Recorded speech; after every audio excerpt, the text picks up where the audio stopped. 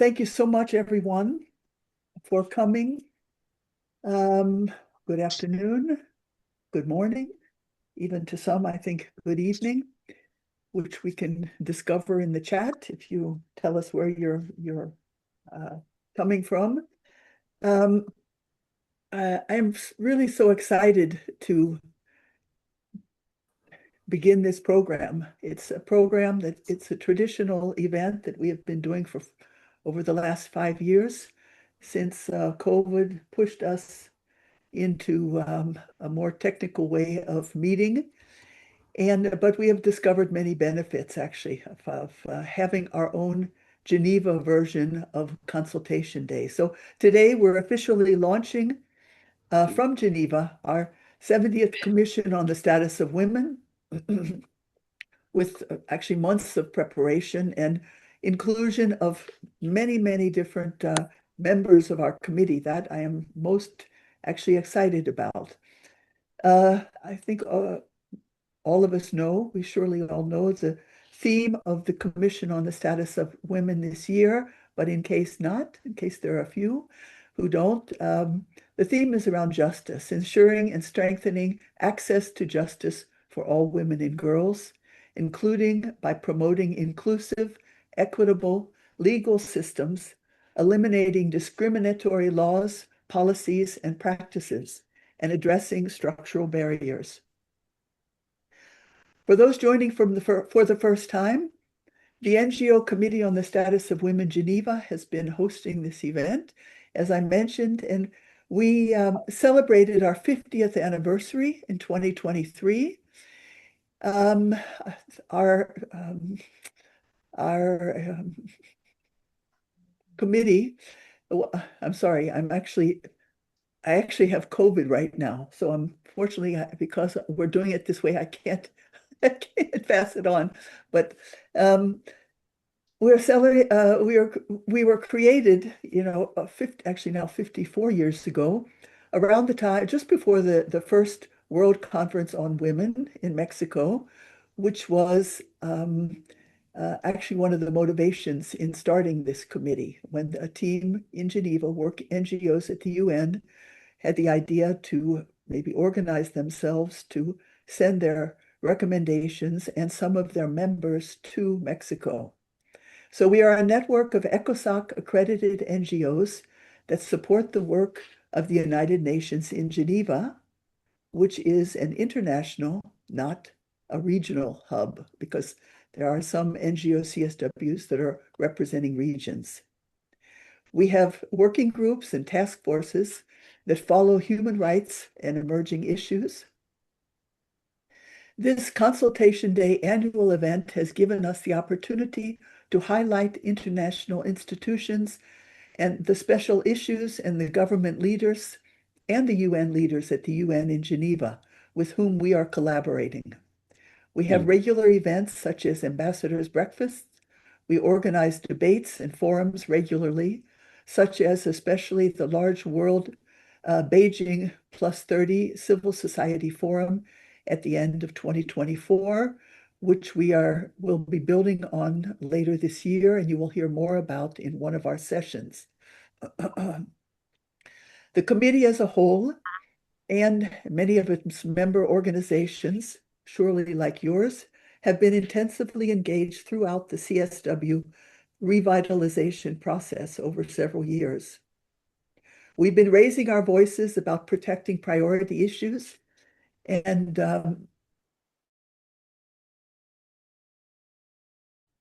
programs, keeping budget cuts. We've not become weaker because of it among ourselves as NGOs, and in some ways may be more united, more outspoken, and even more clear. Today, we have a very diverse audience. I think over 175 have registered, maybe more.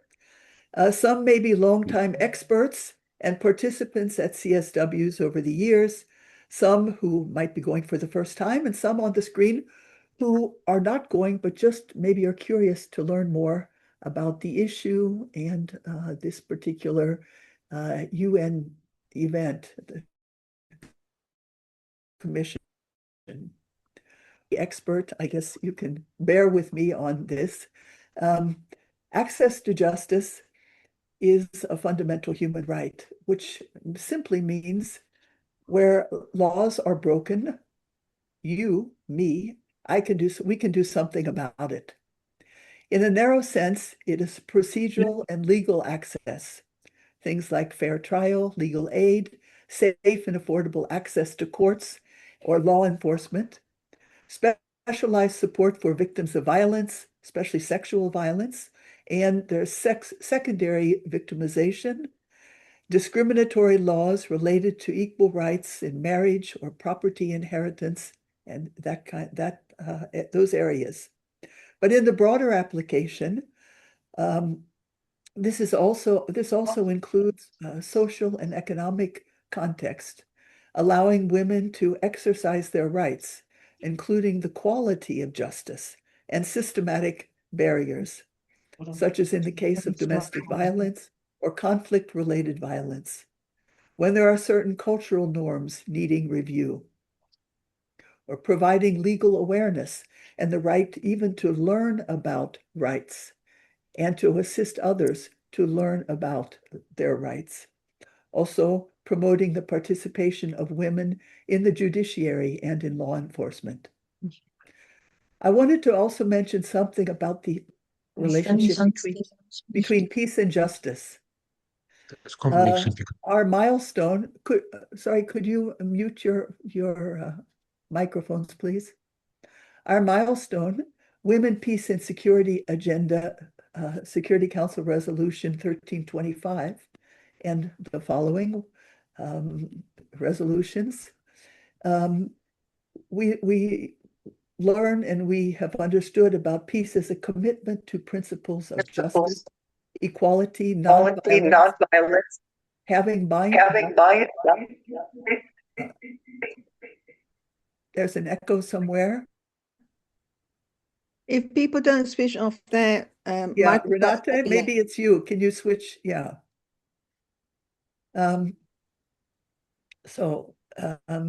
Yeah, speaking about Security Council Resolution 1325.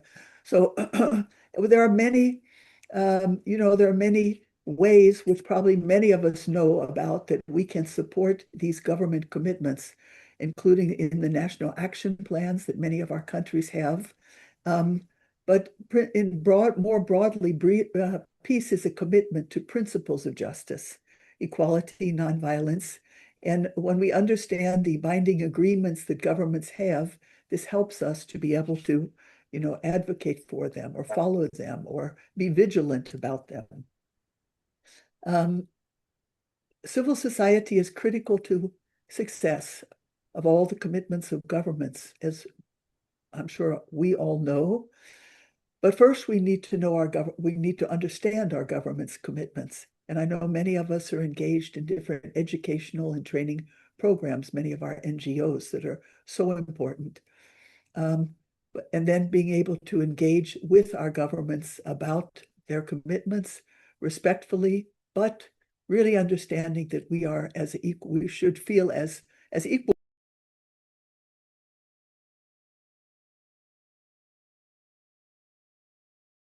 partners. And this has been my experience more and more, actually, to feel that kind of respect coming in our relationship with governments and UN agencies. I wanted to mention a word here about a campaign, No Peace Without Women. I think some of you have heard. It is a campaign that was built on the shoulder of our great women throughout history, from suffragettes to so many actually who have fought against war and the rights of women, voting, and many other, many other of our campaigns. But at the outbreak of the Ukraine war, a group of United Nations, European Union, government and former government representatives, and two first ladies, we actually it was led by my own NGO, the Women's Federation for World Peace, And I brought in our NGO Committee on the Status of Women and other NGOs. Also, Sir Optimist was involved very soon after that. And the idea was to kind of take advantage of the fact that we were so shocked. We were so, we were so upset. We were so looking for a way to respond to the fact that another war had broken out. And I think we didn't want to miss the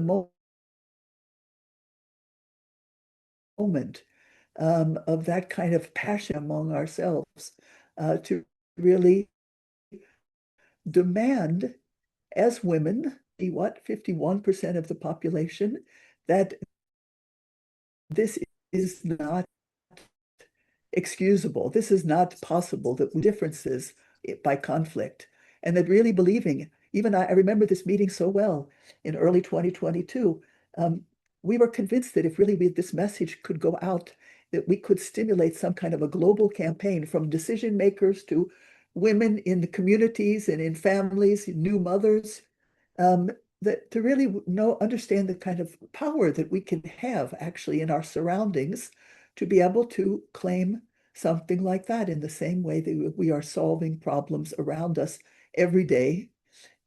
We can do that on a broader scale. So it has grown. It has taken on partners over these 4 years. Also, Patricia Elias is here online. She has also been a very strong partner and has initiated a campaign on women, peace, and security related to this this action. So together with her, we have been working hard, and we have managed to now convince some governments. But Anna, you can put it on the screen now, I think. Convince some governments in New York, this flyer, um, for a side event during the Commission on the Status of Women. So this side event is No More War, a call to action, raising the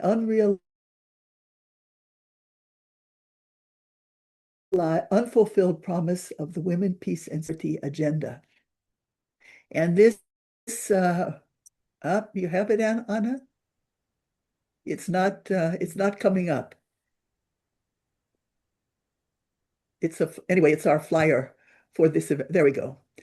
And on the one hand, don't get too excited and put it in your agenda, because in fact, it's a very small room, so we'll be live streaming, and probably it will be by invitation only, in fact. But as you can see at the top, we have the mission of Costa Rica. We have five governments who are all sending their ministers. We have the whole team of the NGO committees on the status of women around the world, and a few NGOs at the bottom. So anyway, we feel that this is a really historic kind of launching, and we hope we can count on everyone to carry this further, because it doesn't work just to call this out from the halls at the United Nations, of course. So anyway, we hope you can join the live stream, and if not, we will have the recording after as well. So with that, I go on to the next and more important part of the opening session, and that is to introduce our special speakers. So firstly, I would like to introduce Her Excellency Ambassador Caroline Zideh, Permanent Representative of Lebanon to the United Nations in Geneva. She is she's quite new in Geneva. She came in October 2025. She was Special Representative of the Secretary General and Head of Mission in Kosovo. She was Director of the Ministry of Foreign Affairs in Lebanon. She was Deputy Head of Mission in London and in Austria, and has many other posts as well. I first met her when, in her first week in Geneva, she opened the UN Forum on Minority Issues, leading a session. And she did it so skillfully, not only skillfully, but with really somehow managing very, very well governments and civil society so that everyone felt really equal and able to make their statement really in dignity. And it was a bit of a fight, but she did very well.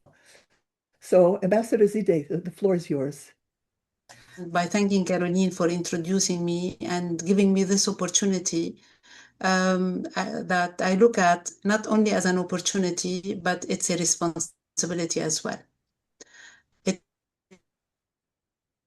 is an opportunity to have a dialogue and interaction with scholars like yourself who carry the right of women in their daily life. And it's also a huge responsibility because I am the defender of a legacy, because the theme now is access to justice, and you are preparing your participation in the CSW. And when I speak about legacy, it's nothing new. In 1948, we had two trailblazer women diplomats, Lebanese women diplomats, sitting in the Palais des Nations, working for the right of for the human rights in general and for women rights in particular. So 48 years, in 1948, almost 80 years ago, Lebanese women carried the rights of women in their hearts and in their priorities. So who I am talking about? I'm talking about Angela Jordak and Alice Kozma.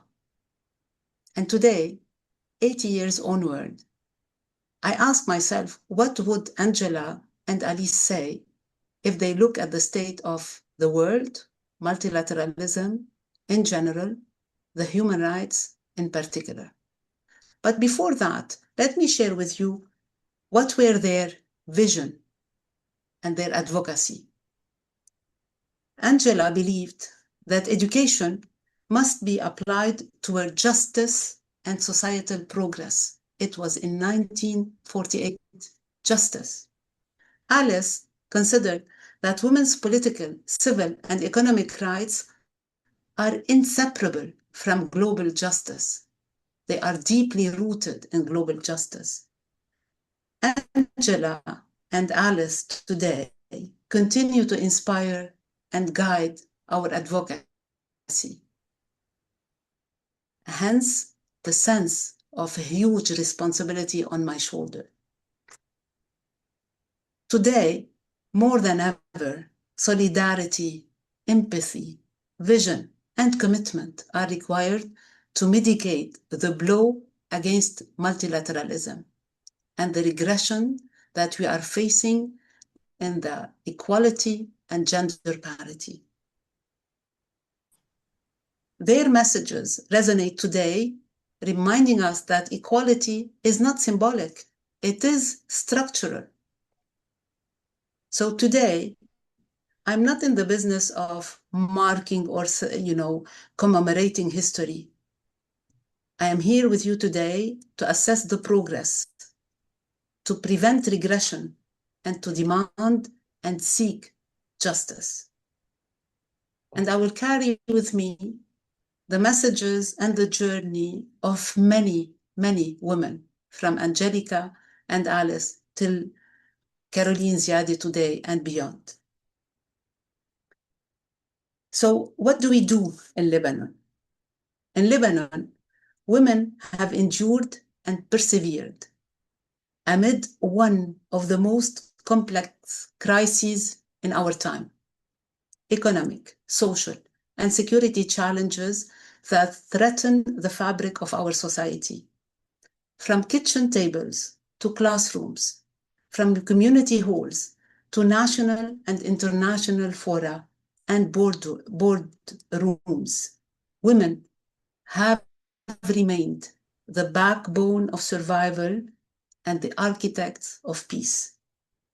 Yet, resilience without rights is injustice prolonged.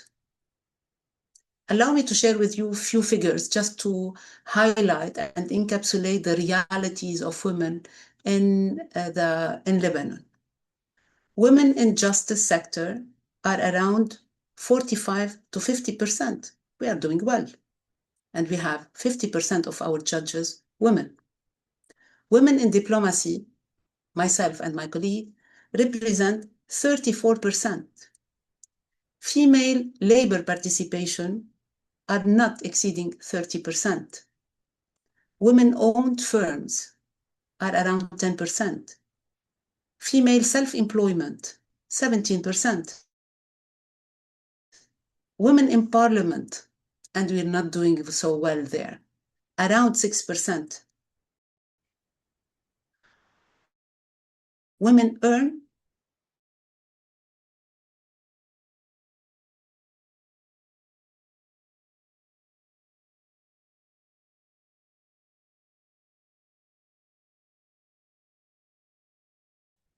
less money than men while doing the very few women-owned businesses receive formal financing, historically around 3%. Women entrepreneurs have lower awareness of financial support than men. Women's labor force participation remain far below men's.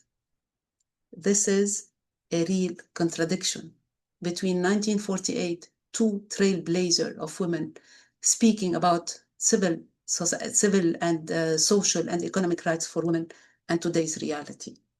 So what are we doing now in Lebanon? Lebanese women are among the most educated in the region, and that's a reality.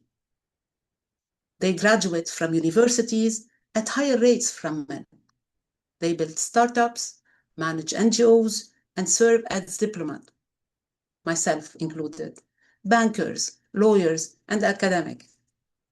And yet, another contradiction, they remain underrepresented where power is defined and decisions are made. In the public sector, inequality persists in representation and remuneration. In the private sector, women face barriers to capital, unequal pay, limited board representation, and systemic bias in promotion pathways. Is it only and solely limited to Lebanon? It's not. Hence, my call to all of us to remember a principled position that justice demands confronting these kinds of contradictions, aligning idealism with reality and translating idealism into reality. Justice requires structural change, not incremental accommodation and small favors here and there. In Lebanon, we adopted an inclusive approach, but most importantly, the process is led by women, for women, and with women, and in close partnership with civil society and other concerned stakeholders. Ownership remains key. We know what is missing. We know the level of injustice. So let me share with you this legal framework that we worked on through the National Committee for Lebanese Women.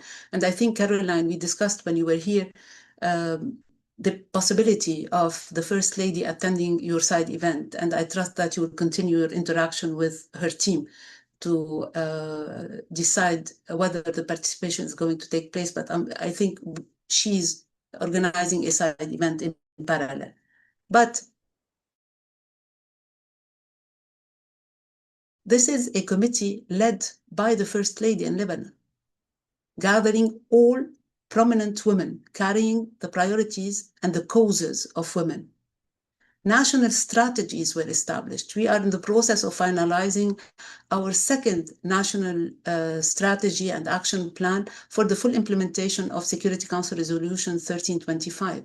It is enormous. Remember, Lebanon in 2024 was subjected to military actions and military operation by Israel.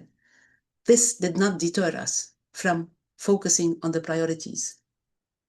The strategy for national protection and 4 centers for legal aid to victims of domestic violence were established.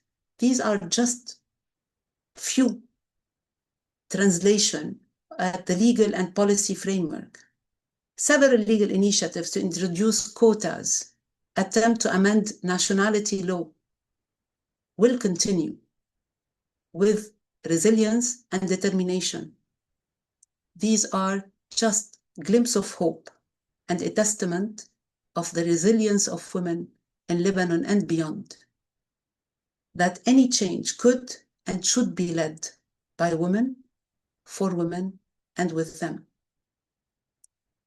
Lebanese women, like many women around the world, are not asking for empowerment or advancement as a charity action. They demand equality as a right.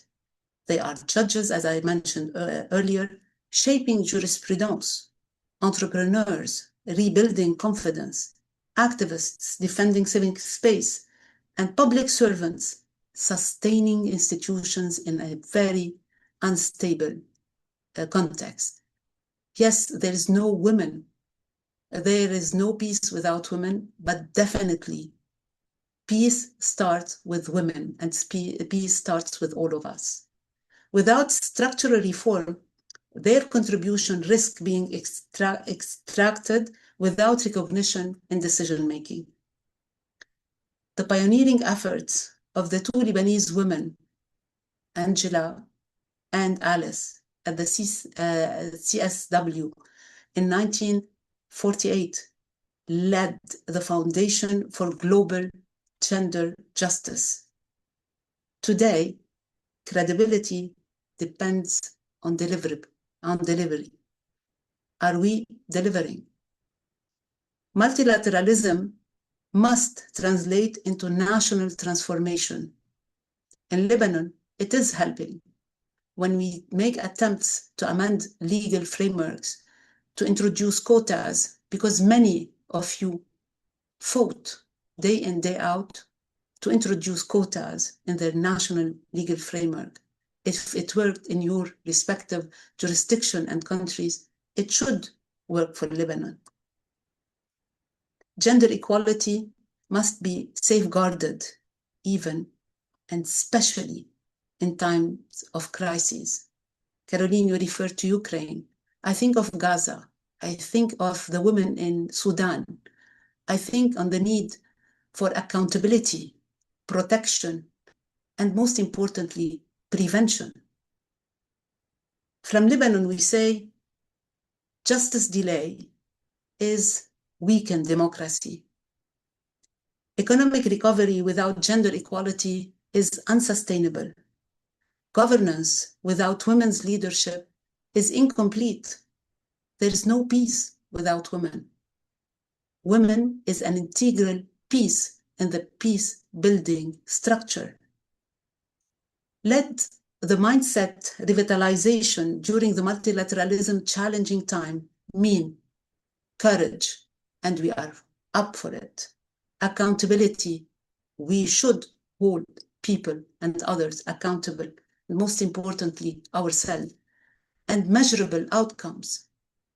If I may share with you a few of my personal experience as SRSG in UNMIC and as an ambassador. Access to justice starts when you open the doors in your offices, the way you conduct your business as leader, the inclusiveness in managing the daily life of the team, the reign of inclusiveness rather than the reign of fear. We need to establish dialogue and constructive engagement, and we need to build a path of safety and security for everybody to achieve justice. So let me take you back to how many safe houses we have established in UNMIC for not victims, survivors of violence, be it as a result of the conflict or domestic violence. But creating a safe haven without offering possibilities for options and durability, access to labor market, financial independence, for all the women that shared with me their grievances, their anxiety, their hope and anticipation that if they have a technical skill which will allow them to establish an enterprise, to keep their children, to be the change of the societal needed progress, all what was needed from us is to give them a voice, to allow them to claim the space and to regain trust in themselves and trust that they can make a difference.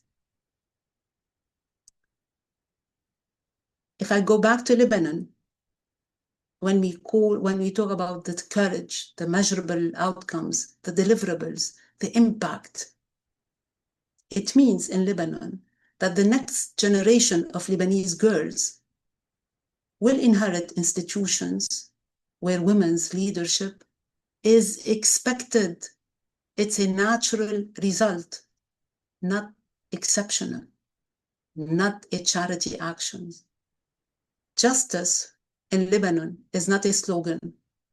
It is representation. It is a protection. It is equal pay. It is legal framework and reform. It is political voice. It is economic power. And decade later, it remains urgent. I hope you trust why I have a huge burden of responsibilities on my shoulders. In 1948, Angela and Alice spoke about the change. What would they say and what would I tell them? I tell them that the legacy is here, the responsibility is here, the determination is here. We will make sure that we have many Angela and Alice to continue the journey that they have started with you, trailblazers and amazing women. With that, I stop here and I thank you for listening to me.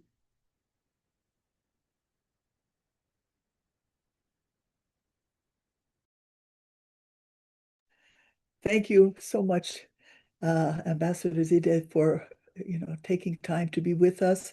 I know that you have your ministers from Lebanon here for the Human Rights Council, and that it was not so easy for you to carve this bit of time for us. But thank you for so many points that you highlighted, and this historic perspective, how important it is for us to keep a historic perspective for the sake of better solidarity, better future, prevent regression. And we will, we will write and keep note of all the points that you have made. And we're very, very appreciative of the fact that you have been with us today. Thank you so much. Thank you. And if I may be excused, I need to accompany my minister to the airport. Thank you. Thank you so for much. your time and your attention. Thank you. Yeah, thank you. Bye. Bye. Thank you. So our next speaker is Miss Hannah Wu, who is the Chief Women's Rights and Gender Section.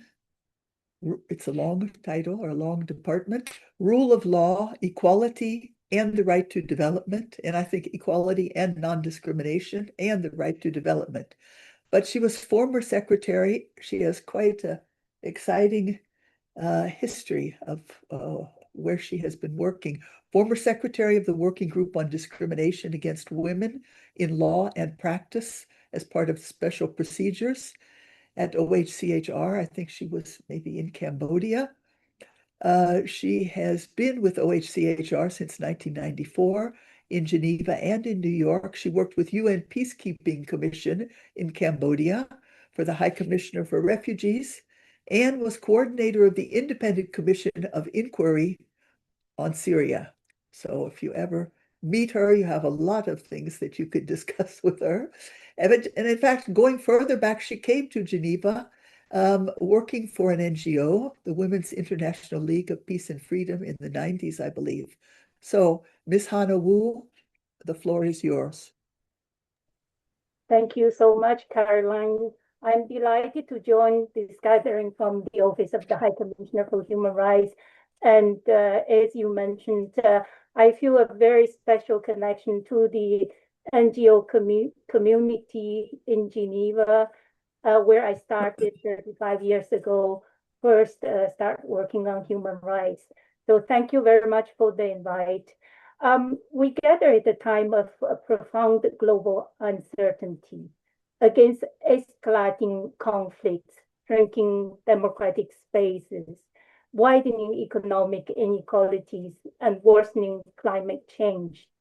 Across regions, women's rights and gender equality are facing renewed backlash, and multilateralism being deliberately undermined.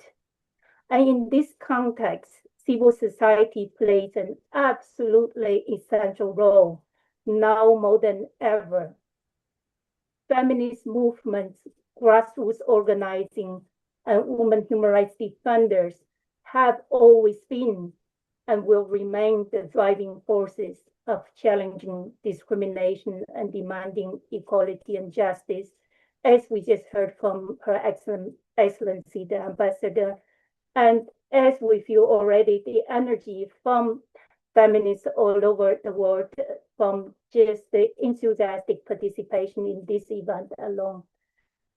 Women's access to justice stands as a cornerstone of women's rights and gender equality that too often remains out of reach for so many, and particularly for those who are marginalized due to multiple and intersecting forms of discrimination, of racism, sexism, xenophobia, homophobia, transphobia, ableism, ageism, and more.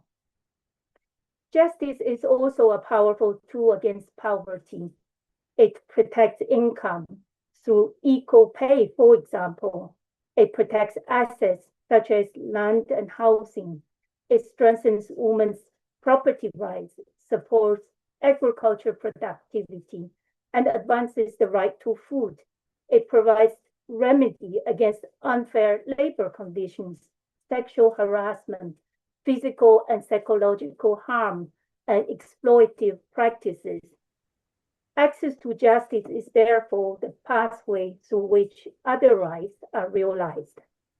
So without access to justice, guarantees of women's right to equality remains empty words. And yet, across regions, formidable barriers, both structural and institutional, continue to stand in the way of women's access to justice. And I would just mention a few. Discriminatory laws and practice persist, and more pervasive than many would think, in family law, in property, inheritance rights, in nationality laws, in access to credit, in labor protection, and in sexual and reproductive health.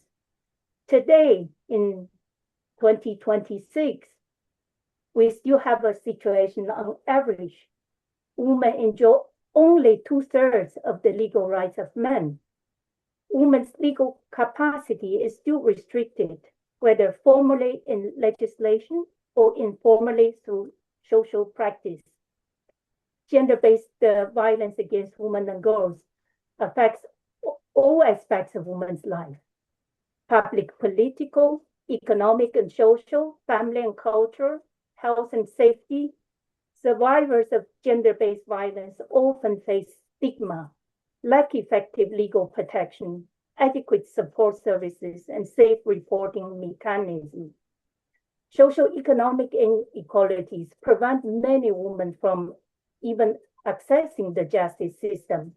Deep-rooted gender stereotypes influence judicial decisions and discourage women from reporting abuse. Access to legal aid remains limited for many, and especially for those women most in need. Women's representation within justice institutions remain far from gender parity as required by international human rights standards. Today, women hold only 26% of senior judicial positions globally, and in conflict and post-conflict settings, these barriers multiply significantly. So what must be done? Civil society organizations are often the first point of contact for women to access justice, providing legal literacy, supporting victims and survivors through procedures, documenting violations, challenging discriminatory norms, and holding state institutions accountable.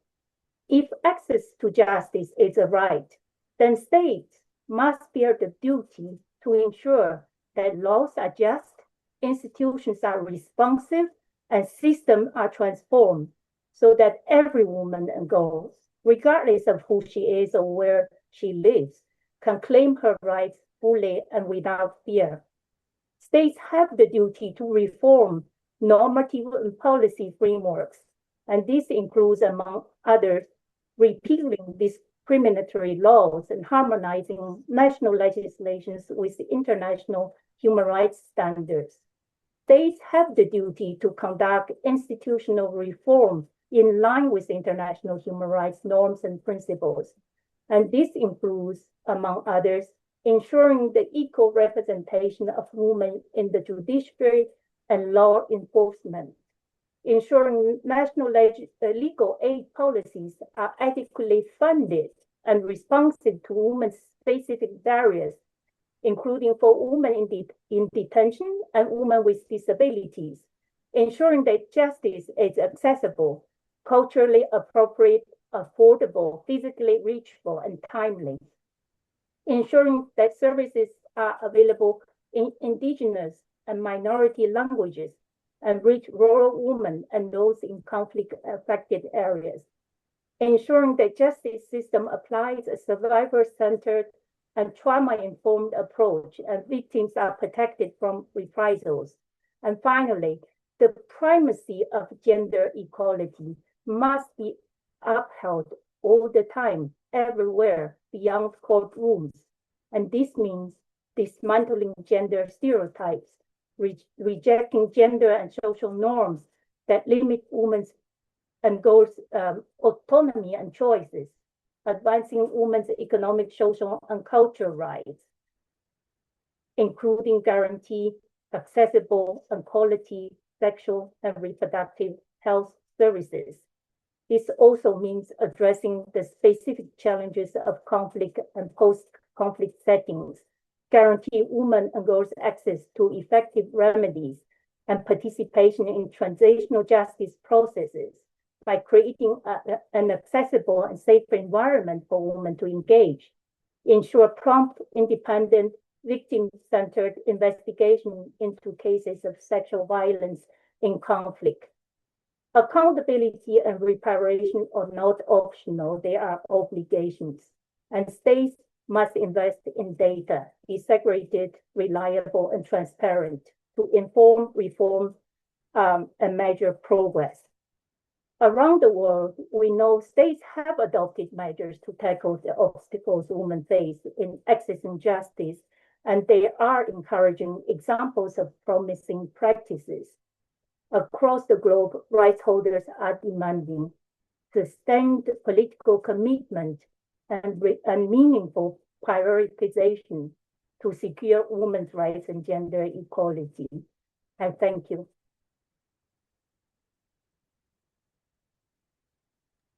Thank you so much. Thank you so much, Hannah, for bringing, obviously your experience, your knowledge of the government duties, but also the kind of access points for civil society, and also your encouragement to civil society, really to take on that task, really to fight for justice and to work together for justice, maybe rather. We appreciate very much that you came and that you took time for us. And yeah, thank you so much. Thank you. And maybe another applause for Hannah. Thank you. I think you will meet her in the halls in Geneva, I'm sure. Yeah, it looks like you have lots of clapping hands there. and much appreciation. Thank you. Because our program is been going a little bit behind schedule. I mean, we have to make a slight change. Just one speaker will jump in here because she has another meeting. I hope for Sheila Kulubia, I hope you don't mind waiting just that we insert this other segment. Normally it would have been the first panel, but I will now introduce Zarin Hainsworth, who will, yeah. Sorry, Corinne, I think maybe because Lopa has to leave, if you just hand over to Lopa to make a few comments before she has to leave, and we can I do see. our section later. Okay, okay. Yeah, I'd like to invite Lopa Banerjee. I think if we all know Lopa, she has been our mediator, between us and the UN and UN Women over many years. Lopa, you have the floor. Thank you so much, and warm greetings to all of you. I'm sorry I have a hard stop in actually just precisely 3 minutes. So my apologies. I had made time for this for an earlier slot. But thank you very much for this opportunity to even be able to address you for a few brief minutes. I hope that we will have an opportunity for a longer conversation. Speakers before me, in particular, Hannah has laid out very clearly the criticality of this theme at this moment in time. Across the world, we are seeing an absolute and utter breakdown of the rule of law. And at any point in time, for women's rights organizations and for civil society anywhere, access to justice is at the front lines of any effort to achieve gender equality, and women's rights organizations and civil society and the women's movement have always bridged the chasm that exists between law and its implementation. Fundamentally, as we know, speakers before me have highlighted that access to justice systems are fundamentally unjust. And therefore, everything that can be done at this moment in time for member states and stakeholders to be able to address that gap based on the lived experience, the expertise, and the knowledge that women's rights groups, civil society, and others bring in practice on how they effect access to justice in different and challenging regions. We are in the midst of negotiations of the agreed conclusions. The Rev 2 is starting today, and critical aspects remain in it, and it's to everybody's, not just to everybody's interest, but it is to everybody's critical well-being that we are able to get an effective and strong set of agreed conclusions, because the CSW remains, in spite of everything that we see, the CSW remains a forum where governments do come together in a spirit of negotiation and align to be able to achieve what is required for gender equality. And at this moment in time, justice and its effective and just implementation for all of the women and girls of the world is utterly and absolutely crucial. And so thank you very much to all of you for all of the efforts that you are making, for your leadership, for your contribution, and for your work with all stakeholders, the UN agencies, the member states, and of course all of the experts in civil society as we go into this crucial CSW at this moment in time, with lasting impact on all of the work that we do.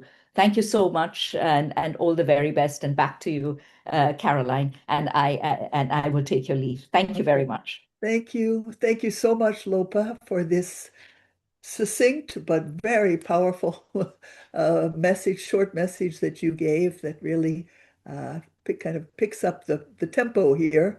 And we very much appreciate that you took the time out of your very busy schedule to do this. We'll be meeting you in New York. I think she's gone now already. We look forward to meeting her in New York. So I will go back to the original schedule and introduce our final speaker of our opening part, opening session, and her name is Miss Sheila Palubia. She is the External Affairs Officer for the World Bank in Geneva. She has 20 years of experience across the World Bank, UN, private sector, philanthropy, civil society, many different areas. She's been very active. She specializes in strategic partnerships, good for us to know, resource mobilization, and priorities such as forced displacement, social protection, women, gender, and climate resilience. So, Sheila, you have the floor. Thank you very much, Carolyn, for your kind introduction and also for convening us today. Good afternoon to everybody. It's really a pleasure to join you today to deliver some remarks on behalf of our head of office in Geneva, Irene Alawi. Many of you may remember Maria Dimitriado, our previous head of office. She has since moved on to a new role, serving as the World Bank Special Representative to the UN in New York, and she really sends her warmest greetings. The bank will be part of a CSW week in New York in a couple of weeks, and we have several engagements there. So we encourage colleagues, connected to the call today to check out those engagements and also to connect with the team. So as many of you may know, the World Bank Group is a development institution, and our mission is to end extreme poverty and boost shared prosperity on a livable planet. Achieving our mission depends on development that is inclusive, resilient, and sustainable, and civil society is essential to this effort. Access to justice, the theme of today, is also essential to our mission because without the ability to claim their rights, women and girls cannot fully participate in the opportunities that drive growth and stability. As many of you may also have heard our President Ajay Banga say that over the next decade, more than 1 billion young people will reach working age, and half of them are girls. And yet only 400 million jobs are expected to be created in this period. Definitely, we cannot meet this challenge while women and girls continue to face legal and institutional barriers that restrict their ability to study, to work, to start businesses, or to move freely. Yesterday, we launched our gender flagship report called the Women, Business and the Law 2026. And I would like to just emphasize a few messages which are very relevant to the theme and this conversation. In the report, we find that even when equal opportunity laws exist, they are enforced only half the time. And even with full enforcement, women would still have only 2/3 of the legal rights of men. Today, only 4% of women live in economies close to legal equality. This gap carries enormous economic costs. Women make up half of the world's population, but only 40% of the global labor force. Their reduced participation, therefore, is not just a matter of fairness, it is a constraint on global prosperity. Across regions, we see three barriers that directly limit women's economic empowerment, as highlighted in this report. The first one is safety. Women cannot work, study, or travel if they are not safe. Globally, countries have only 1/3 of the laws needed to address domestic violence, sexual harassment, child marriage, and femicide. And enforcement of existing laws is only around 20%. Without physical security, economic security is out of reach. The second barrier that the report highlights is on childcare and unpaid care. The report finds that more than half of economies offer no financial support for childcare. Indeed, in low-income countries, only 1% of essential childcare frameworks exist. Without reliable childcare, women cannot pursue jobs or entrepreneurship. This is fundamentally, therefore, a justice issue because it determines whether women can exercise their economic rights at all. The third barrier in the report is access to credit and markets. The report finds that while women can legally start businesses almost everywhere, only half have equal access to credit. So to close these gaps, the World Bank Group is pursuing a three-pillar approach, and I'll try and go through them very quickly. The first pillar is on laying the foundation through investments in education, in skills, in health, and legal reforms, ensuring that women can own land, they can access assets, they can seek protection from violence. For instance, in Madagascar and Mozambique, we have a program that has enabled more than 600,000 girls to stay, in schools. The second pillar is building ladders of opportunity through safe transport, digital connectivity, financial access, and childcare. By 2030, our ambition as the World Bank Group is to reach 250 million women with social protection programs, connect 300 million women to broadband, and provide capital to 80 million women-led businesses. The third pillar is harnessing the private sector. Our private sector arm, the International Finance Corporation, has already invested $10 billion to expand financing for women entrepreneurs in 83 countries across the world, and most of them in low-income settings. But all these efforts will only reach their full potential if justice systems work for women, and we recognize that. Women's grievances need to be heard, the rights enforced, data collected, and institutions held accountable. So this is why today's conversation is very important and close to us as the bank, because we really believe that access to justice is the cornerstone of women's economic empowerment. And without it, pathways to jobs, entrepreneurship, and income remain blocked. So therefore, urgent action is needed as we look ahead to the next decade and to the 1.2 estimated billion young people that will be entering the workforce over the next decade. Governments, we believe, can use the women, business, and the law agenda, and this particular report launched yesterday, as I mentioned, as a mirror to see where the barriers exist and as a map to chart the path towards equal opportunity. We really believe that when women work, economies grow, communities thrive, and societies truly progress and flourish. I would like to leave it at that, and thank you so much for listening. I'm sorry, Caroline, I'll also be jumping off the call, but really happy to, to connect and also to share my contacts. Yeah, thank you so much. Thank you, Sheila, for coming in, and even rather at the last minute, you're willing to do that. But thank you for your contribution. It was very valuable.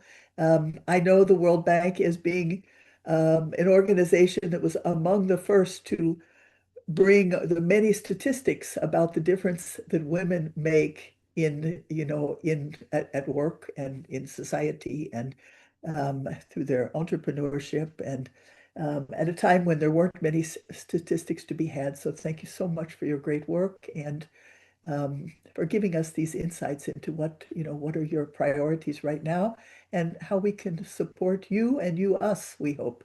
So thank you again, Sheila.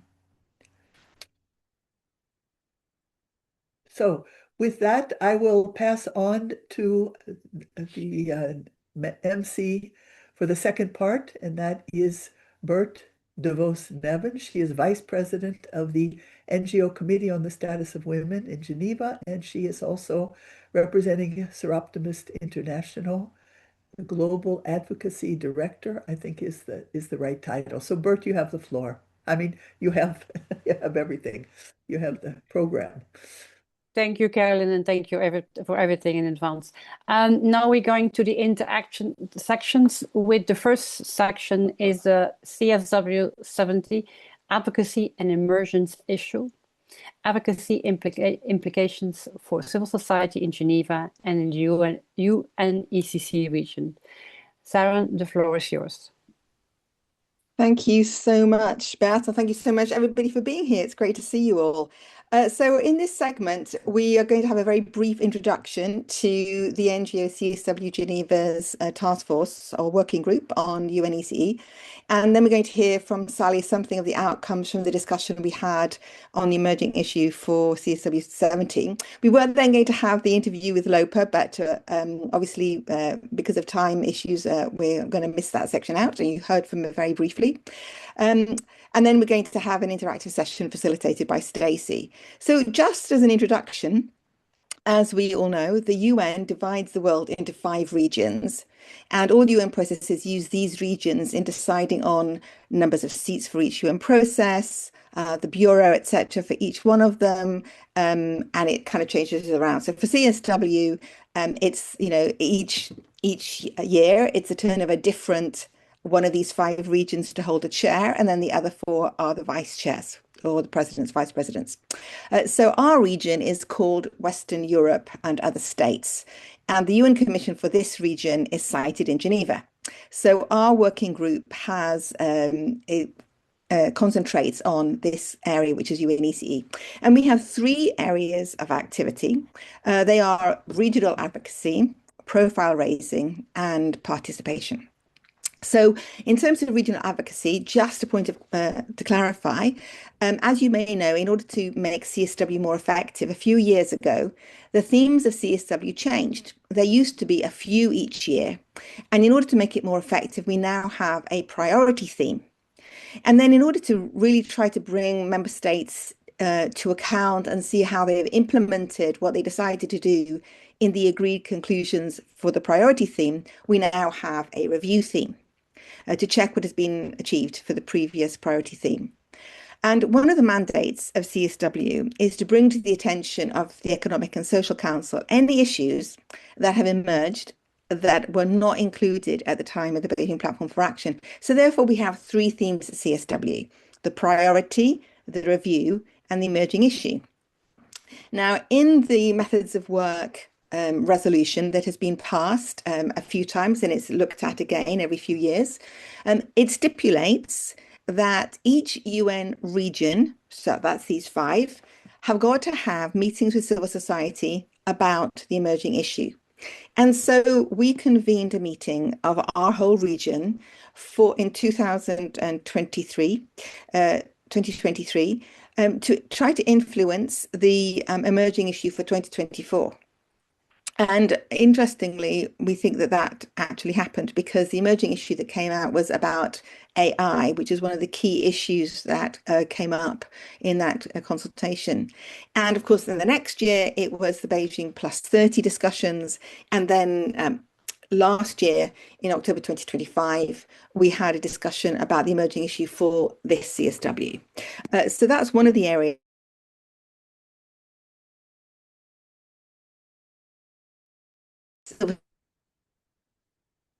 Zaren, you're frozen.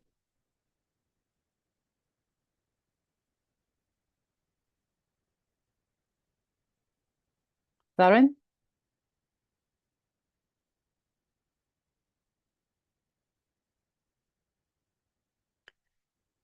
Zaren, please, can you hear us? Okay.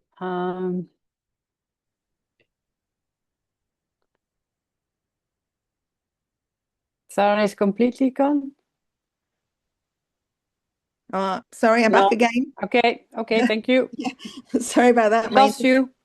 Sorry. Yes. So for anybody who's interested in participating in the discussions for Beijing +35, you're very, very welcome to join any one of these task forces. And we're going to start the ball rolling by having an in-person meeting this October in Geneva. We will also be having, I'll talk about something else in a minute. In terms of profile raising, we have a Reach and Range app, which shows where all of our committee members, all our organizations, all of your organizations, where we're housed, are the numbers we represent, the UN processes we're involved in, the SDGs we are working for, and the 12 critical areas in which we're involved. So when that goes live, we invite you all to look at that. In terms of participation, there are the conventions of the UNECE, which we are consulting on in terms of gender. And one of the conventions is about water. So we are going to have a virtual consultation on women in water as part of World Water Day in March. And then we're also expecting to participate in the Regional Forum for Sustainable Development in April. So without further ado, as that's a general introduction to the kind of work we've been doing on the UNECE, I'd like to pass over to Sally. And Sally is going to share a kind of an overview of what was discussed at our meeting on the emerging issue this year. Sally, please, the floor is yours. Thank you very much, Sareen. The NGO CSW Geneva is committed to its mission to engage with the United Nations to raise awareness on issues relating to the status of women and gender equality. Since most of our member organizations are either based or active in the UNECE region, we aim to represent civil society organizations as their interlocutor with the UNECE and other UN entities. Zareen has already mentioned about the Commission on the Status of Women's Methods of Work resolution, which mandates UN regional entities to consult with civil society.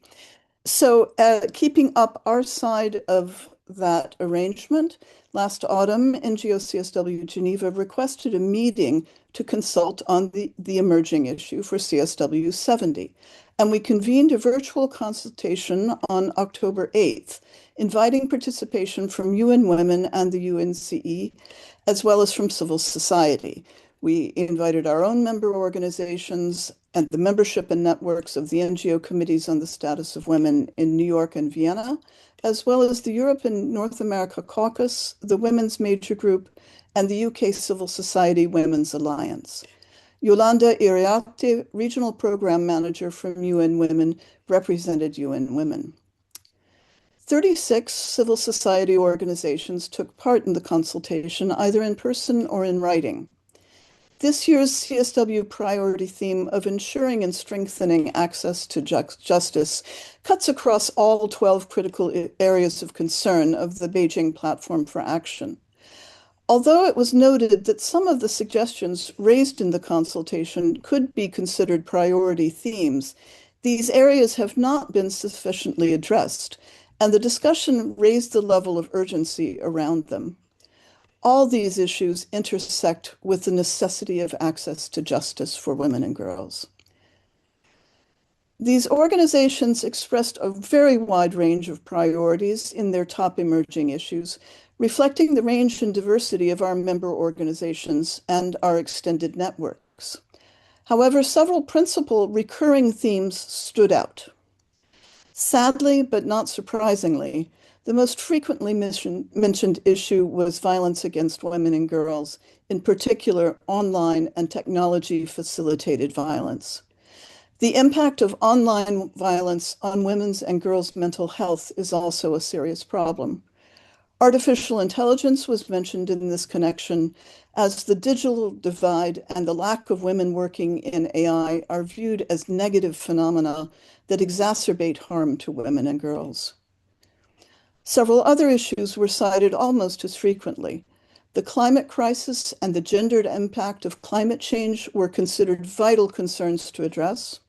One participant noted that there can be no just green transition without a gender lens. The urgency of women's economic empowerment and redressing the pay gap and pension gap, as well as the gendered consequences of economic policies and gendered poverty, were stressed by a number of participants. The erosion of space for women in peacekeeping and peace building, as well as the impact of conflicts on women and girls, was a very serious concern. And reforming legal and institutional frameworks, coupled with women's leadership development and the removal of barriers to meaningful participation, would result in greater access to justice for women and girls. Beyond these 5 groupings, the concerns of older women and widows, the persistence of educational inequities for women and girls, the need for feminist data systems, and the growing transnational anti-gender backlash were among other themes raised by participants. In addition, we received a statement from Jean Sarson and Linda MacDonald, who advocate for the establishment of a non-legally binding declaration on the elimination of torture perpetrated by non-state actors as a global educational intervention to promote establishing equal access to justice. The full statement will go in the chat. After all organizations had expressed their suggestions, Yolanda Iriarte of UN Women shared updates from an expert group meeting last September, highlighting the need to transform justice systems rather than just reform them, with a focus on intersectionality and survivor-centered approaches. We are fortunate to be able to work with UN Women, and we very much appreciated Yolanda's candid contributions. The consultation concluded by addressing intersectional issues within the 12 critical areas of concern, particularly the intersection of health, mental health, and media in today's society. Zareen highlighted the difficulty of creating meaningful, action-oriented commitments while avoiding the siloing of themes, and suggested finding solutions to overcome this challenge. This is one thing we hope to continue discussing with all of you when we can next meet in person. NGO CSW's Geneva's Consultation on Emerging Issues for CSW70 demonstrated our committee's determination to claim space for civil society and to convene multiple constituencies to analyze challenges confronting NGOs working towards gender equality. Thank you. Thank you so much, Sally, for that. We just thought we'd share some of the questions that we were hoping we might ask Lopa, and that maybe these are questions that you can be asking the UN entities with whom you are in touch, and also the member states that you are in touch with. So I'll put them in the chat, but just to mention them here, this year the negotiations on the zero draft are expected to finish before CSW. So how are they going? What is the learning from this approach? Do we actually think they will be completed on the 9th of March, or will there be any member states who are going to ask that they will be voted on, and so therefore they won't be concluded? And has there been sufficient civil society involvement? So that's question number one. Question number two would be, some people are concerned over shrinking civil society space. So what are the spaces at CSW where civil society has more space and opportunity for interaction? And are there spaces that are smaller than before? And how can we as civil society use existing spaces better? The third question is, many people are concerned over the fast-paced changes we've seen in 2025, and how does geopolitics affect CSW and its effectiveness? And the last question we could ask is, many people don't even know CSW exists, or in what way it matters at all to their everyday lives. So how can we as civil society work better during this year to use CSW for local and national advocacy? So I'll put those questions in the chat for us all to peruse and maybe use in our interactions. But now we're going to have an interactive session. So Stacey, please, over to you. Okay, everybody. Anna's going to put a poll up for us. Hello, everyone. Welcome to CSW season. It's good to see all of you today. I am Stacey Dry-Lara. I am the past president of NGO CSW Geneva and the executive director of Graduate Women International. And we do hope that you have found these presentations today very useful. And I know I take note of the questions that we would like to ask to LOPA, and we'll take those forward to other groups in hopes of finding those answers. But for answering other questions, we're going to take just a short pause from the presentations with 3 quick poll questions. Now, these are intended just as a brief interactive break to help us reflect on the information that's been shared by the speakers, while also helping us to frame elements for our CSW70 negotiations and strategies. As we are a Geneva-based, the CSW Geneva is Geneva-based, One question focuses specifically on UN mechanisms relevant to our work in Geneva, where many of you are also located. So although these reflections apply more broadly, including the geopolitical dynamic and UN processes, they're all related. The questions are all related to your work for women and girls. So please answer the questions based on your own experiences, the experiences of your organization, and perspectives. We'll keep the poll up for about a minute, and then we'll share the results. And you can take notes of the outcome and add them to your notes from today's session. So, Anna, please launch the poll.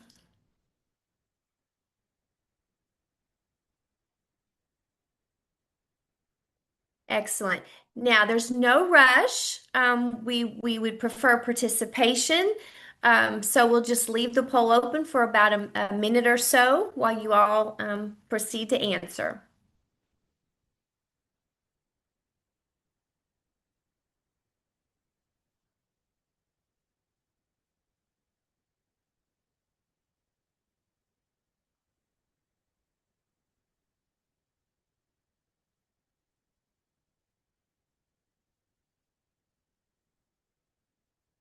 Everybody, just take your time and scroll down. If you don't have 3 questions, you can use your mouse to scroll down to the question that you may not see. Okay.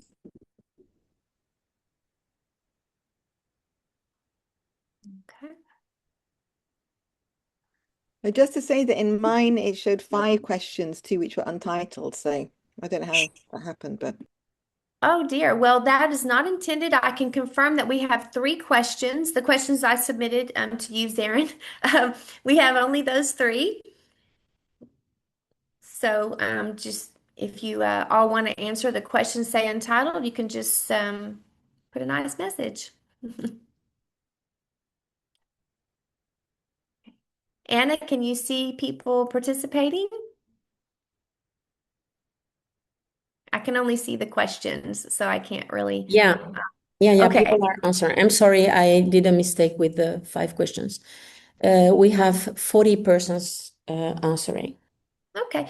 It's fine to have the other questions. It gives people an unintended opportunity to write something else. So No, it was just an entitled question. I'm sorry. I had to erase it, but I didn't. So, okay. voila, nothing is perfect on the earth. I'm sorry.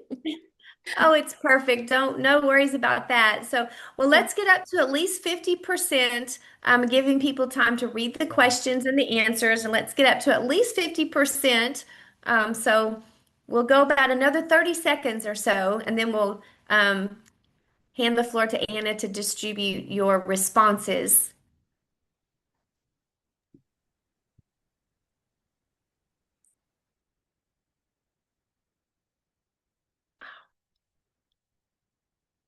Okay. We have So 54% now. excellent. Okay, well, we're going to go ahead and I'm going to count backwards from 5 and then we'll close the poll. So get your last responses in and then I'm going to hand the floor to Anna to distribute the results. And I do wish you all a very successful CSW70 coming up and a great CSW season. It's a big year for everybody. So let's have some influence on those agreed conclusions, even though they're already supposedly done. So, okay, 5, 4, 3, 2, last question, 1. Anna, back to you.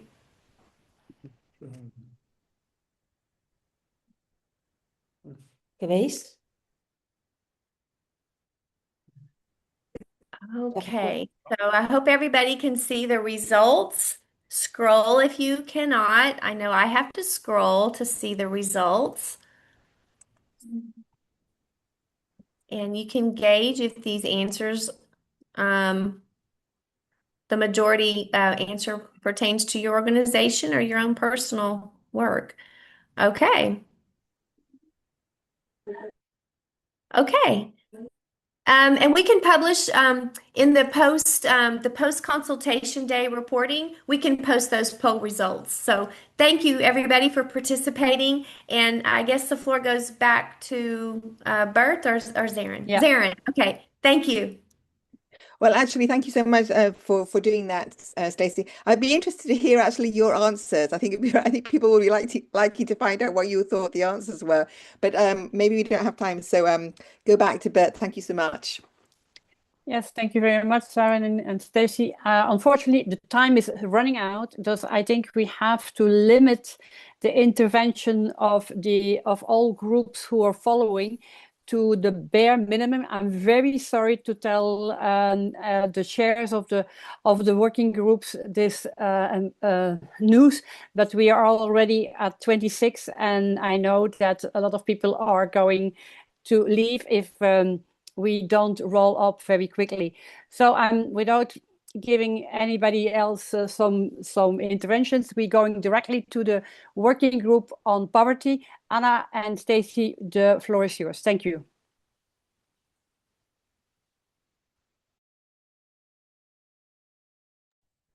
Hello to everybody.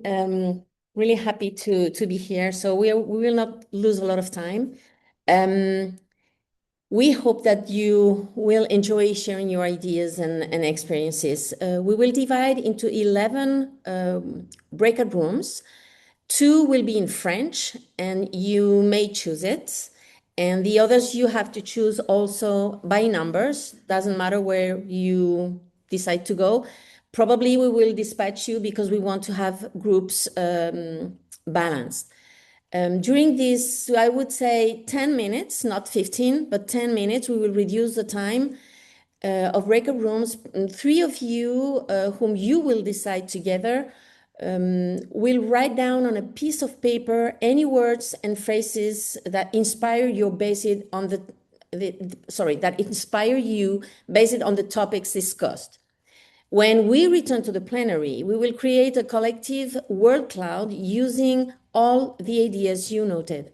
So do it very quickly because you will have not a lot of money, a lot of time.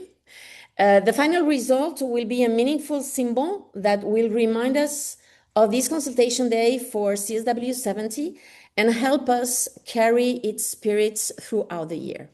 So I will divide you. You have to go to the breakout rooms, and please choose where you want to go, and we will dispatch you if it's not very balanced.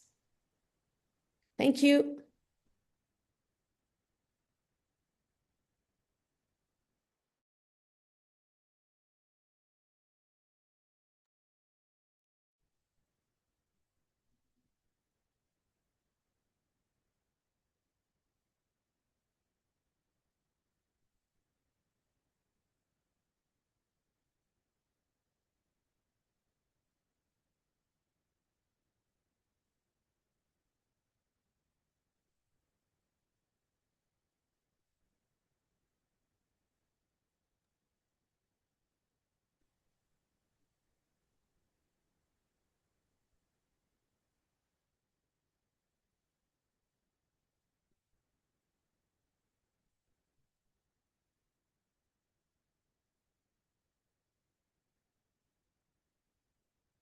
Hi, Patricia. Thank you. And yes, great to be connected. When you say you want to have a quick chat, what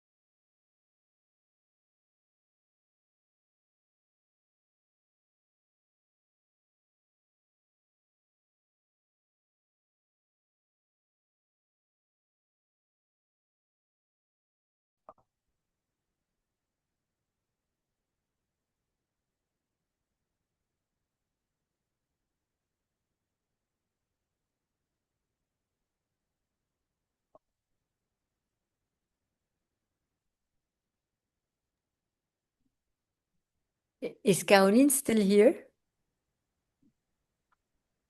Caroline, elle est dans la Je vais t'envoyer vers elle. Oh, no, no. It's to remind everybody that you have to sign the petition, no peace without women. I mean, I'm seeing all the names and I'm not seeing the names for the signature. As we are having our CSW event, we must be powerful in having like a lot of things signature. For the moment, we are 3,300, that's all. Okay. I will put it down, but I don't know how Caroline can share it with everybody. Okay. Okay. Please, we need to sign this petition, the petition, no peace without women. And like this, we are credible at CSW in saying that, look, all the civil society need, wants no peace without women. Okay. I will share that. Yes, can you say it? I mean, can you repeat it for everybody, please? Because, I mean, really, it's a pity that we have only 3,000 and we don't have 10,000, you know? Yeah. I mean, if each were lady sends to 5 ladies, the 100 ladies that are in this meeting signs it already, it will bump by 100 already. Okay. I'm Wait, just dispatching people to the Rooms. meeting. Yeah.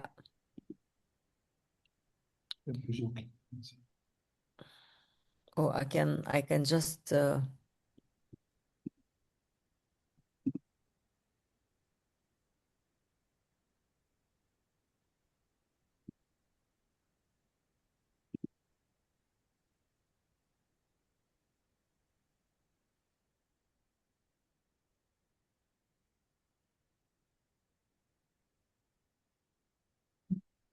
Excuse me.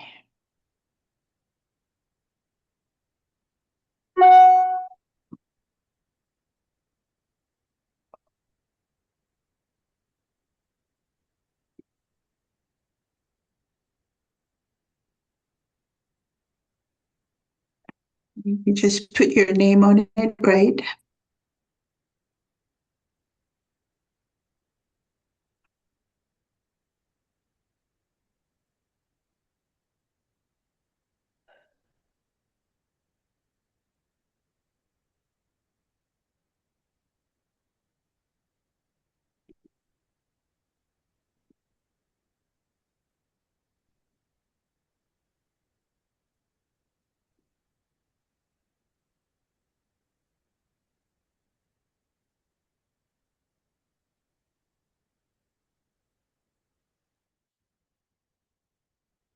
Anna, for you to know, I put the QR code. They just have to to scan it, and I put the link to the petition. Please remind everybody when we will be back. Please, Okay. Anna. I will. Love you, love you. Je l'ai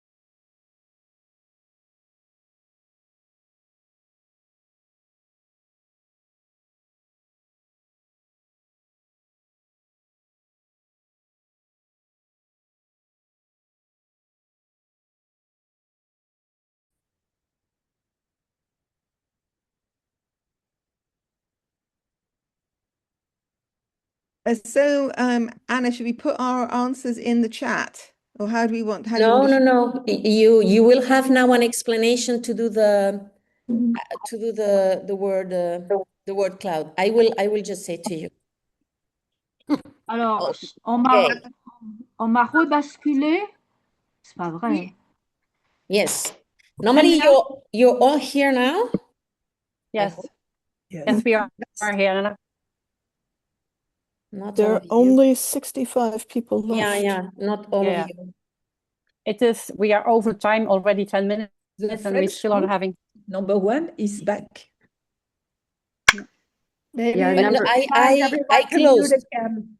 I think you need to remind everyone to mute again, Anna. Yes, you're right. Yeah, it's done. Thanks. Yeah, can you mute, please? Or I mute. Voilà. Okay. Anna, if you No. can make it short to round it Yeah, up, we because that will. we can still have time for the other group, perhaps. Thank you. Yes, we will. Normally, I shut down all the breakout rooms. So normally you need to all be there, but we don't have. Okay. Yeah, I mean, Bert, we do have 50 minutes still left, huh? Okay. Okay. So Yeah. what we will do now, I will let Hazel take the word. So explain to you how we will do this word cloud very quickly. I hope you noted in a paper or your computer or wherever, three of you, you noted all your thoughts, ideas you had in 10 minutes. It was short, but I hope that it would be fine for you. And now, so Hazel, can you explain how to do the word cloud, please? Yes, of course. I'm going to share my screen first so we can all see this. So bear with me. Okay, can you see my screen with the word cloud? Yes. Yes, we can. Yes. Okay, awesome. So to join the word cloud to put your answers, you're going to go, you can join the mint.com and put this code in it, the number code. I'm also going to share this link in our group chat. 1 second. So you can also click this link and you can respond, put your answers to it. So as you're putting in, we're going to have words of equality or whatever words that you discuss, and it will make this beautiful picture.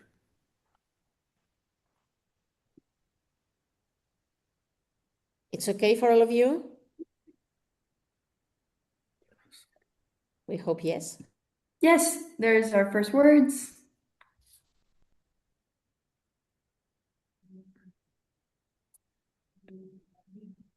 Sorry, do I just add it, or I can't open the link on mine?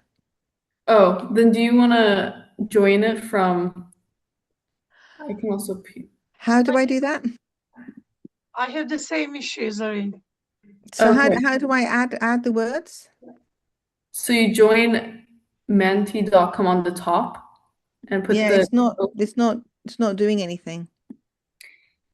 An important thing too, we are only allowed to have 50 people, so we're at 20 out of 24.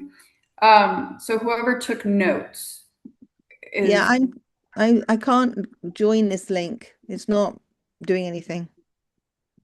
Can they put a QR code? if you also just go out, open or like a browser of Google or something and just type in menti.com, it will automatically give you a place where you can type in the code that is on top of our screen. If that will also maybe work. So you just go to login, do you? Enter the code. Okay. Not login, just the numbers. Okay.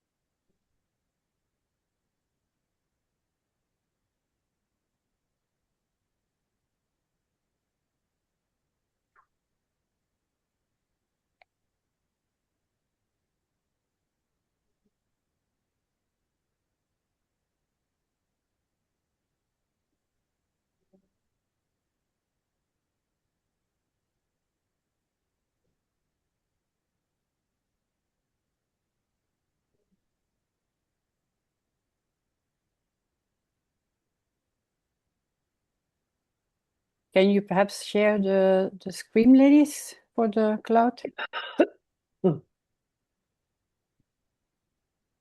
I see it. I see only the ladies.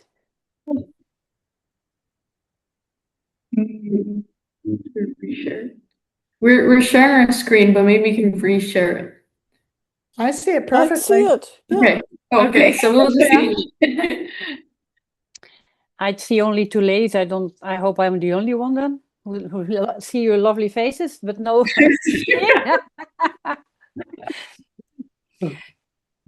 First, on the top, on the screen, you got a tab. One says meeting, the other one says Jessica Hamari and Hazel Jones. If you click on Jessica Hamari, you're going to see the screen.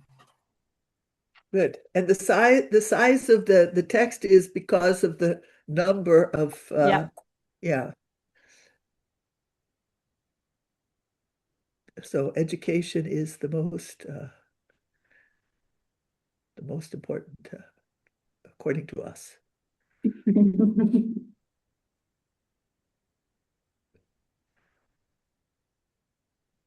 It's great to see this.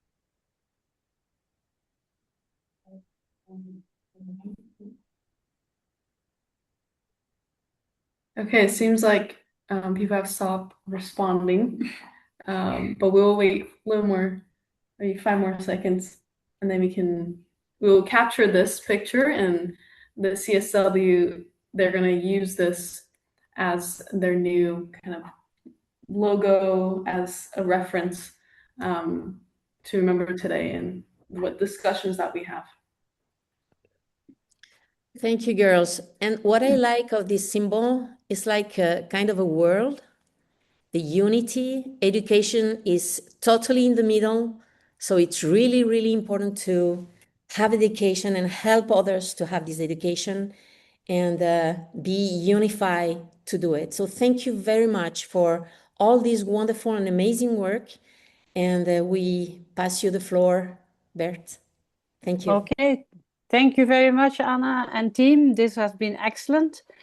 Allow me to go to the next working group, that is access to justice through Healthlands, Manship. Perhaps a shorter version, but the floor is yours. Thank you. Yeah. Thank you, Bert. Thank you. I know that we are very short of time. I'll try to do my best, but it's difficult to I just want to share a couple of slides, actually, because from our working group on health, if that's okay. Yeah, you can. Okay. Yeah. Okay, so I hope you can all see that. Yeah. Yeah. So for us, for the working group on health, we're looking at access to justice through the health lens, of course. And, this working group is chaired by myself and Olga, and I'm sorry that she was not able to join. And what we've done is we are going to look through different perspectives for health we have speakers, Manoj Korean, who's going to look from the perspective of men and faith-based organizations, and Graciela, who is going to give us all sorts of information, but also determinants of health and data and the importance of that. And I'm just going to briefly introduce this, since I realize that we are really late. So the thing is, look, advancing justice, gender justice, and global health will benefit everybody, not just us, but globally. So how do we make it happen? We know the challenge. We know that it would work. So what can we do? Well, rather than me going off to think about all of this, the Lancet Commission on Gender and Global Health came out last year and identified 5 key areas. And you will hear more about this information from the other two speakers, but developing a shared understanding and framing of gender justice in global health. What does it mean? And it's clear that we have to improve the evidence base, collate, disseminate data for action, because you can't make decisions without knowing what the problem is. And then the idea of having gender responsive health policies and sector development, accountable government systems. We've already heard a lot about this, but just to say that, and resourcing and investment. We're not going to be able to do anything if we don't have resources, investment for making this happen. So they actually identified these 5 areas. And as I said, you will hear more from my colleagues shortly, but I just wanted to, talking about justice and disparities, coming from where my NGO, which is the International Cancer Expert Corps, we look at really access to cancer and the challenges. And it's shocking to know that every year, 2 million women worldwide are diagnosed with breast cancer and cervical cancer. But what's even more shocking is 7 out of 10 women for breast cancer die in LMICs, and 9 out of 10 cervical cancer. We are sitting in Geneva. We don't even think about this. But the challenge of where the problem is, and this is one intrinsic to SDG 3 of Sustainable Development Goals. And we've heard the comment about women provide care, health, structures, but also this study carried out by one of our board of directors for ICEC found that for every 100 women that die, unfortunately, 40 to 20 children will die too. So this effect is beyond just the women themselves, but also for the family. So as I said, I was going to stop there, but since Olga can't join us, I just want to say a few words about our side event that we were very successful. And actually, I have to say, mostly due to Olga and Graciela, who you will hear shortly. And it's justice in the digital age, advancing women's rights to health in low literacy and digital excluded contexts. We are very fortunate that the Greek mission, the Portuguese mission are sponsoring this, and we are able to have this as a side event, and it will be held on March 19th. So those of you who are going to be in New York, please try to join. And it will be 11:30 to 12:45, and it will be CR8. So it's quite a large room. So I think there should be some possibility for many of you joining as possible. And what was the background for this side event? Well, we talk about access, but 4.9 billion people are now using the internet. This is an increase of 17%. However, 2.9 billion are still excluded, mostly living in the developing world. And there's a huge number of women who are digitally marginalized in many of the areas. And, there is this risk. Everybody talks about AI and all the power and everything you can do and the so-called fourth digital revolution. But the challenge is that this revolution could actually perpetuate the gender and LMIC imbalance. How do we try to make sure that we have justice in the digital age? Well, sorry. So the thing is, for digital technologies to be a global success, they must have the right functionality at the right place, at the right time, and in the right form. But most importantly for everybody. And often the people who unfortunately are left outside tend to be women. So this is really important. And the objective of our side event is really to highlight how barriers relate to literacy, connectivity, data, and systems limit women's access to digital health. Explore evidence-informed approaches to digital health that improve access, quality, and fairness for women. Elevate women's experience and contributions to the design and government of digital health systems. And once again, identify policy relevant actions to ensure digital health. And as I said, Brett, I'm very conscious of the fact that we have very little time, so I'm not going to say too much more, but just to say it's a huge challenge. But in order to be able to address it, we have to understand what the challenges are. Okay, so I'm going to leave that to my colleagues to lead the next, and we hope that we will have a few questions because I think it's very important to be able to address some of the questions. So Manoj Kurian from the World Council of Churches is going to give the perspective, as I said, from men and for faith-based organizations. So Manoj, please. Thank you. Thank you very much. Manjit, can you hear me? Yes, we can. Thank you. Yes, we can. So, of course, the aspect of the faith and men, but I just wanted to talk about justice. Cornel West, the contemporary African American philosopher, said that justice is what love looks like in public. Expanding it, if I say, I love my daughter, I nurture her, I give her opportunities to develop and so that she can, maximize her potential. But this is not possible if the wider society does not provide an environment for safer, healthier conditions, access to quality healthcare, opportunities for education or ownership of property, etc., and the ability to work and be remunerated. So for a girl or a woman to experience the love that she is entitled to live full and fulfilling lives, justice is obligatory. So every woman is entitled to this justice, without which love cannot be fulfilled in its wider societal context. So the reality is that justice is not being experienced by women and girls, and this has very serious implications.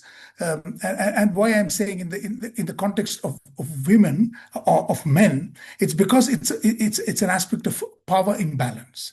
So if you see health workers, 80% of health workers are women.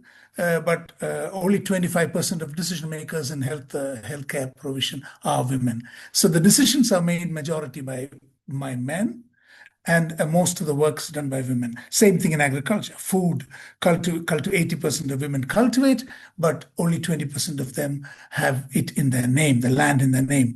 And this goes on and on. And so, and also violence against women, you see, more than 50% of women who are killed by their intimate partners. Only 7% of men are killed by their intimate partners. So there is tremendous inequity.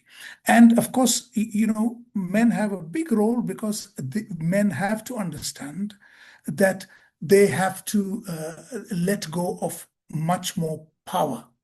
And men and boys have much more of the formal and informal power in families, institutions, and religious spaces.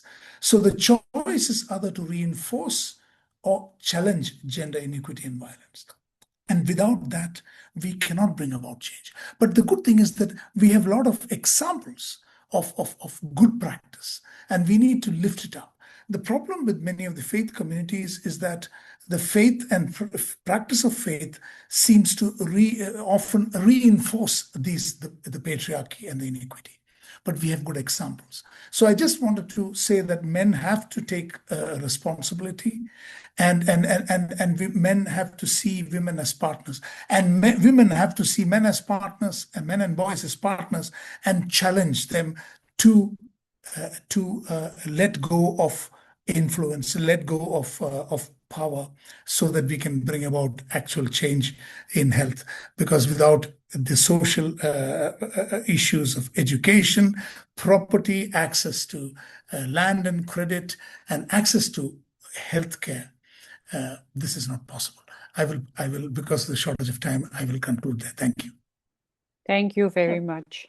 Thank you, Manoj. And by the way, and we really wanted to thank you, but also the fact that we will not get justice where we're looking at without having this 49% of the population and men as well. So it's really important to make sure that we have them on board as well. So thank you, Manoj.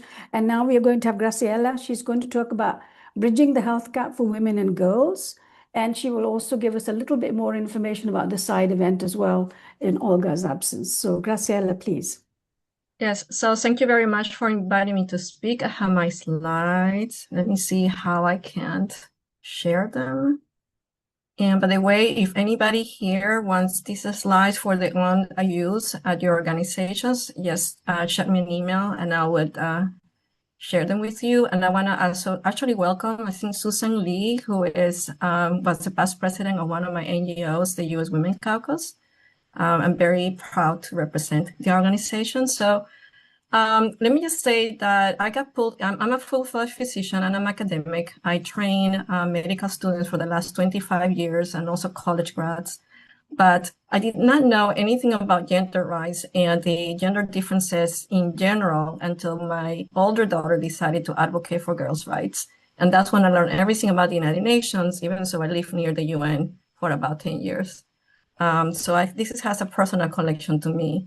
And it opened my eyes to the realities, not only my local community, but worldwide. So let me see how, I'm trying to advance the slide, sorry. Why is this not going here?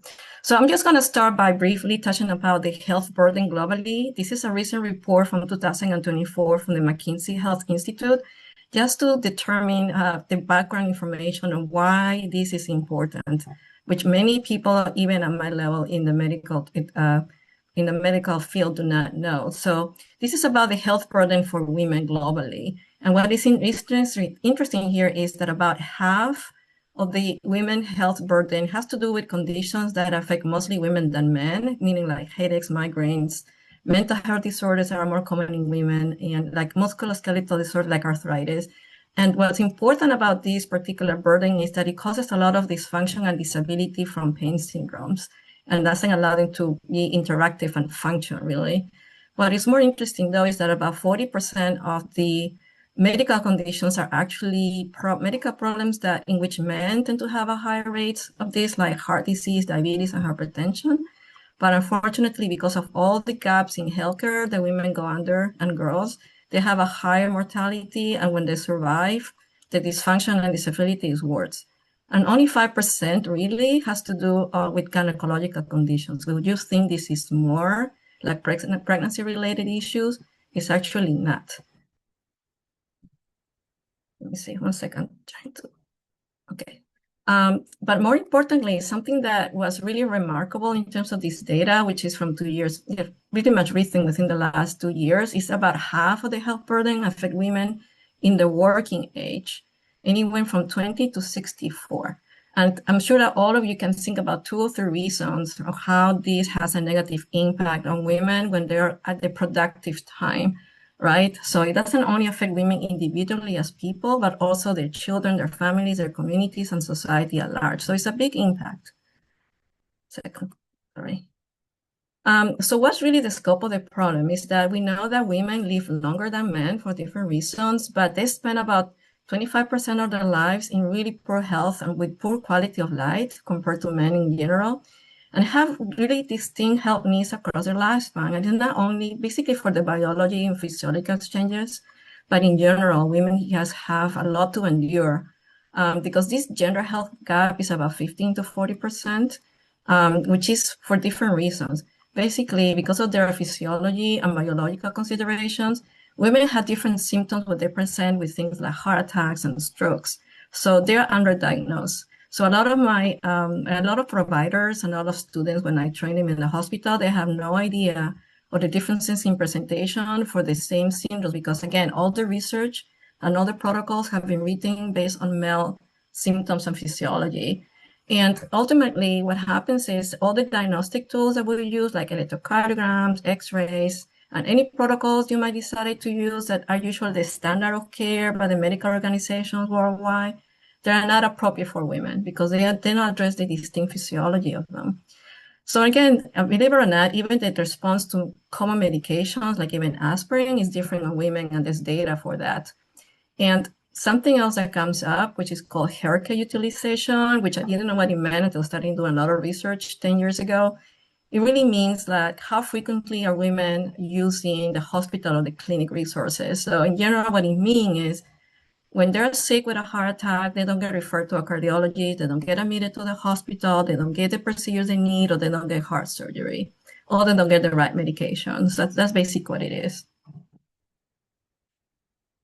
So just briefly for what I just summarized is what are some of the gender differences that we see in morbidity, meaning medical conditions and complications and mortality. And this is actually a brief summary that I was able to put together on about 6 general medical conditions that happen to both women and men. These are not just specific to women. So I'm going to start with the leading cause of death for both women and men, which is cardiovascular disease. So we have different symptoms, and it's documented that the diagnosis in women is delayed for up to a decade. So just imagine, why do you think that the mortality in women is 2 times higher when they have a heart attack? That's the reason. Women, again, I was talking about usage of healthcare resources. They're less likely to get referred to cardiologists, be hospitalized, and to receive what is recommended treatment guidelines. When you're talking about hypertension and stroke, hypertension is a much stronger risk factor for men than women. I'm sorry, for women than men, specifically at menopause. Menopause really increases the risk of hypertension and stroke because women have different symptoms. So we have delayed diagnosis and treatment. And when women survive a stroke, unfortunately, the complications are worse. So they get more difficulty with speech, with walking, therapy doesn't work very well. So they're more disabled than men. So they cannot return to the prior baseline before they had a stroke. Then when you talk about diabetes, in general, women the delayed diagnosis is about 5 years. So think about all the complications with the kidneys and blindness, which is more common in women. Why? Because they have worse glucose control. And why do they have worse glucose control? Because again, if you're a diabetic, you need to check your sugars like 4 times a day.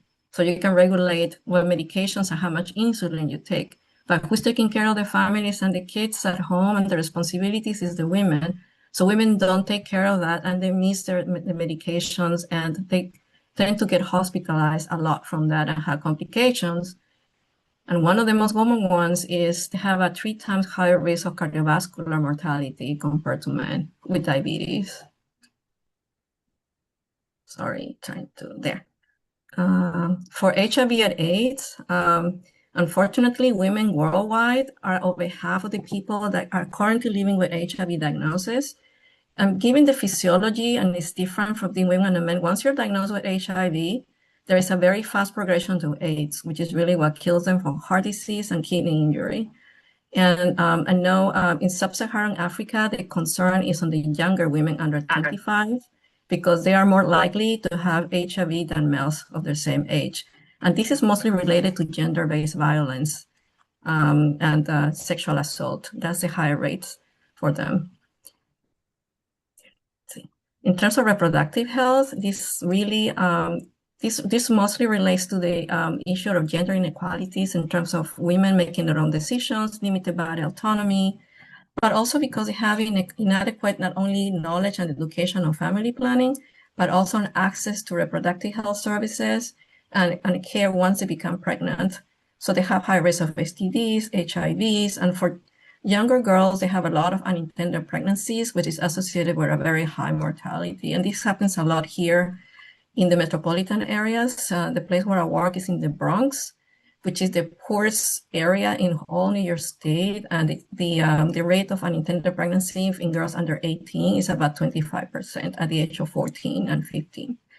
So lastly, again, mental health. So mental health is a big underrepresented in terms of funding and research, not only locally in the United States, but worldwide.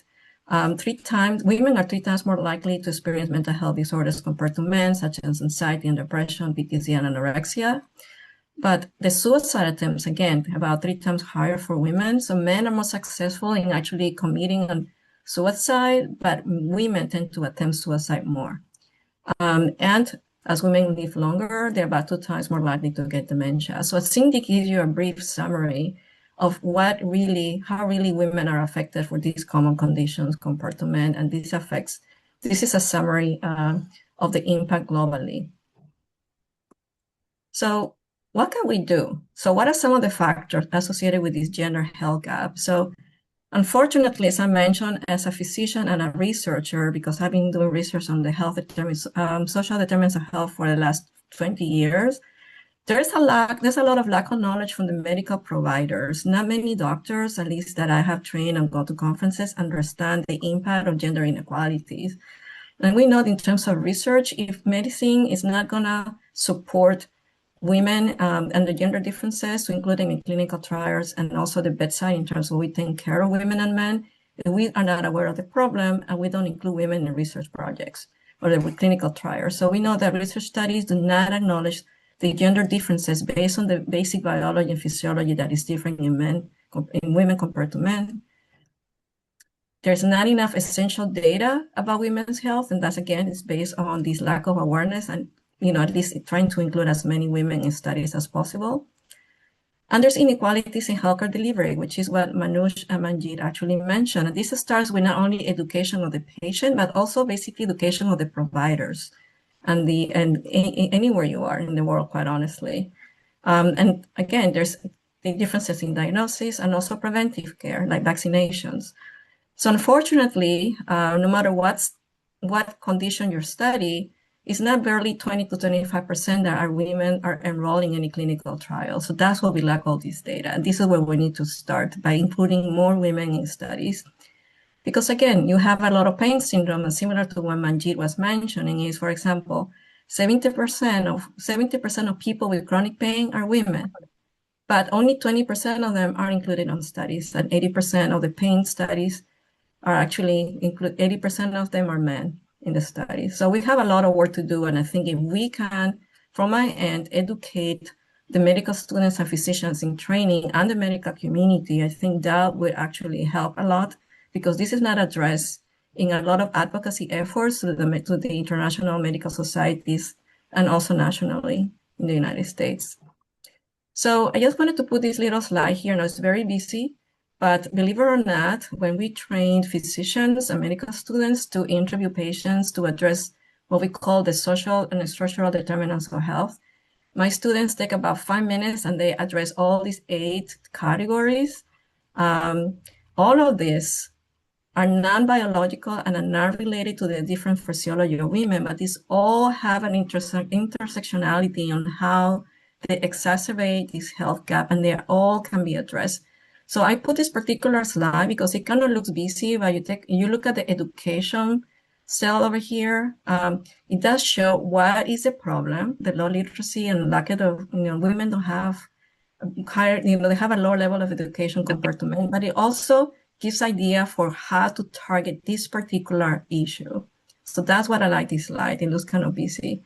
So the Manjit and Olga put together the digital health literacy side event because of this main reason. There's a lack of education for women, especially on their health. A lot has to do with access and health literacy, so it needs to really be addressed in this age in which healthcare has been revolutionized because of the digital transformation and how everything now is done through digital devices and phones and apps.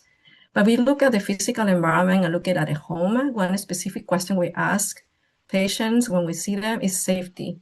And the safety at home is to identify victims of domestic abuse and interpartner violence. Because at least in the United States, 20% of women who die during pregnancy is from domestic violence at home.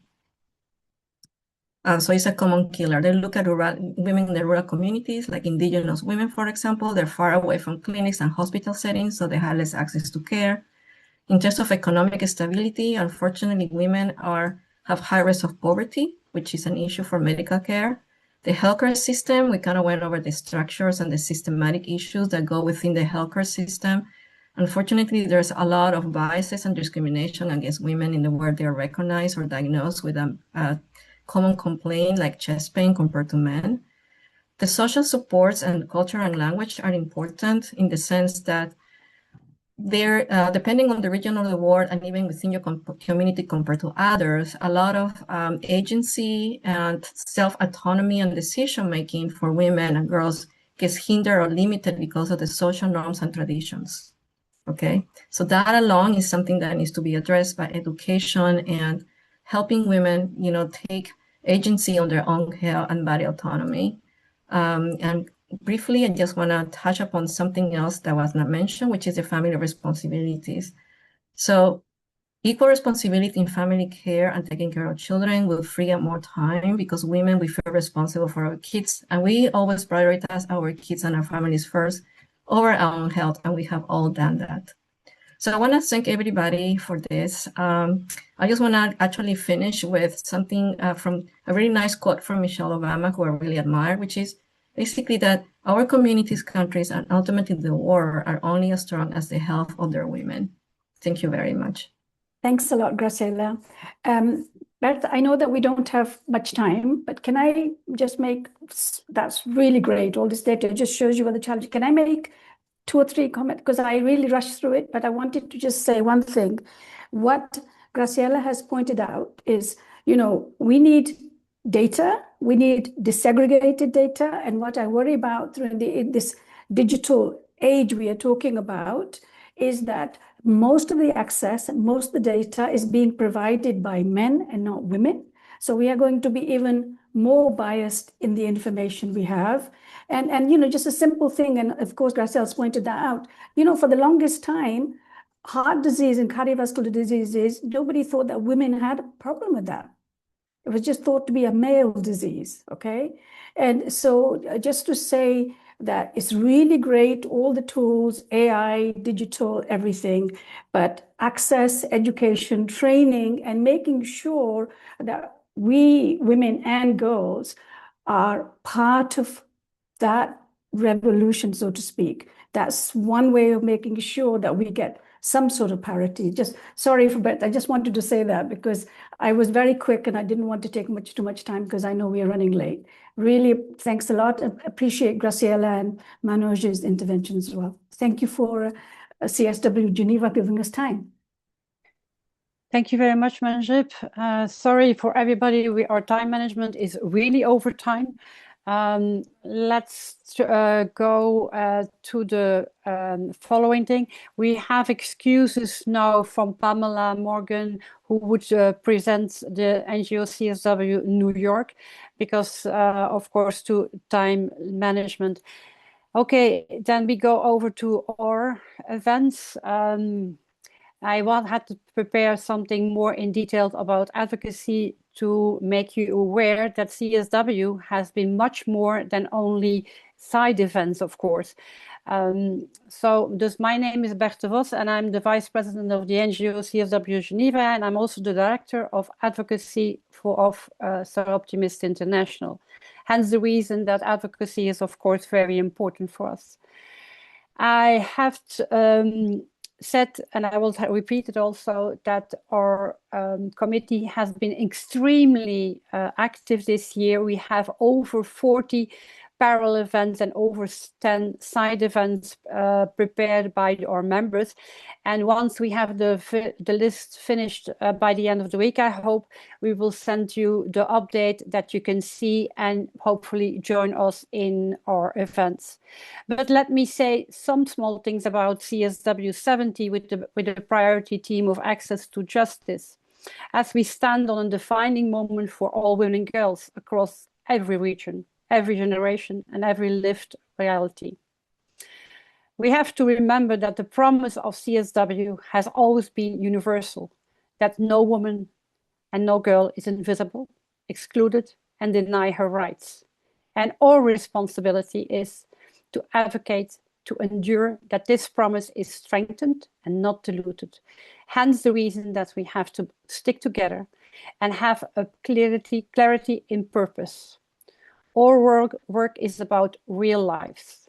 It's about the girl denied education because of poverty or conflict, the woman denied equal pay for equal work, the adolescent forced into early marriages, the mother without access to healthcare, the woman with disability excluded from leadership, the migrant worker without protection, the older woman facing economic insecurity. All this is linked to the full access of justice, and therefore every negotiation must carry their reality in the room. I want to point out that this year, however, we are navigating in a more complex landscape. The evolving process of negotiations and negotiating the agreed conclusions are having new challenges. The tighter timelines, more close discussions, and reduced transparency limits meaningful engagement of civil society. When drafts move quickly, and this means within 48 hours, space for input narrows. The agreed conclusions negotiated even before CSW begins creates a clear risk. The diverse realities of women and girls may not be fully reflected. So I think we have to advocate, and we must respond with coordination and caution. This means closely tracking language, engaging positively with member states, and ensuring that commitments remain comprehensive and inclusive. These agreed conclusions must reflect all women and girls and not a selective version of equality. Universality must remain our foundation. At the same time, we are confronted with a broader global trend. Shrinking spaces for civil society, for organizations working with women's rights, are faced with legal restrictions, funding barriers, and the immunization and many conflicts. These pressures echo a multilateral space. Access to negotiation rooms is tighter. Opportunity to interfere are fewer, and informal advocacy spaces are constrained. So what we have to do to effective advocate in this environment, we must expand our impact beyond negotiations rooms. Create awareness is not a secondary to policy work. It is essential to it. We must translate complex negotiation into accessible messages that communities can understand and mobilize around. We must use media, digital platforms, politic forums, and grassroots networks to ensure that global community resonates locally.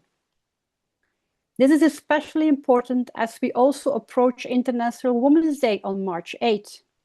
The rally organized by UN Women is more than a symbolic gathering. It's the opportunity for us to connect the global policy discussions at CSW70 with public visibility and collective energy. When we stand together on International Women's Day, we amplify the urgency of investing in all women and girls. And we remind the world that gender equality is not a niche issue. It is central to sustainable development, peace, and justice. So I would say, please join us in the rally on March 8. You can use that platform to raise awareness about the importance of access to justice for all women and girls, for strong agreed conclusions at CSW70, for inclusive civil space, and celebrating the leadership of women and girls everywhere. Visibility strengthens accountability. Public engagement reinforces public will. So let me say that being a better advocate at CSW means expressing also solidarity, intergenerational collaboration, cross-regional partnership, and respect for different experience are not optional, they are essential. The girl watching from afar and wondering whether global forums reflects her aspirations deserves to see unity and determination. So let's work together. Remember, CSW70 is not only negotiation, it is a reflection of our collective commitment. In a time of constrained processes and shrinking spaces, we must be strategic in this room, visible in public spheres, and solid in our focus on every woman and girls. Thank you very much, and looking forward to seeing you at CSW in person or online. And now, please, one last thing I want to mention is that Patricia has put in a survey from G100 women for No peace without women. And we all encourage you to sign this petition. Thank you. Sally, it's to you. Thank you, Bert, for that truly inspiring call to action and call for solidarity. I think we all will take it to heart. Very briefly, on behalf of NGO CSW Geneva, I would like to thank our very distinguished and very inspiring speakers, as well as all of you who attended this Consultation Day program. We have heard a great deal about barriers to justice and the gaps between legislation and implementation across all areas of concern.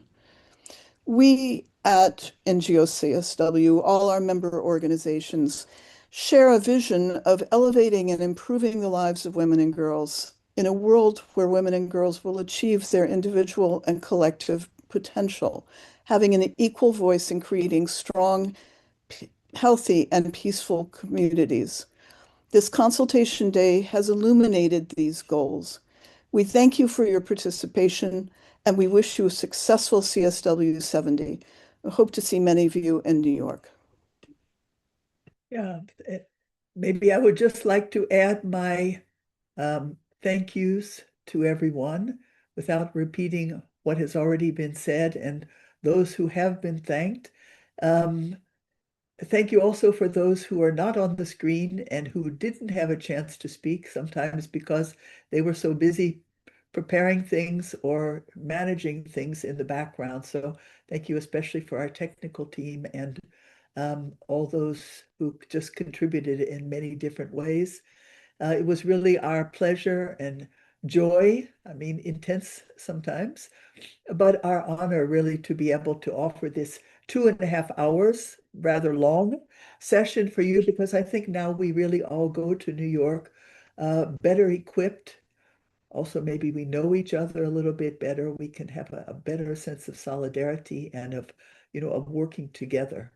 So thank you again, and bon voyage, those going to New York, and let's do stay in touch. We have some, I think we have your um, coordinates now.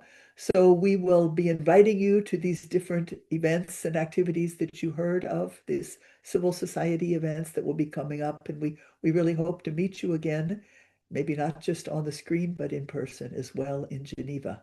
So thank you again. Thank you, Carolyn, for persevering through your COVID bout right now. You've done a great job, and you've raised the bar really high. Next time one of us isn't feeling well, thank you so much. Yeah, I see. I look like it. I didn't realize I looked sick, but actually I do. You look great. You Don't look worry. great. Thank you. You look really good. Thank you so much, Caroline, Thank when you. you're so ill. Thank you so much. Yeah, thank you all. Good teamwork, great teamwork. Bye-bye. Thank you to all of you. Thank you and rest well, Caroline. Yeah, thank you. Thank you, Anna, so much. You were that unspoken. You and your husband, Martin, thank you so much. And You're all welcome. your It was a team for pleasure. Yeah.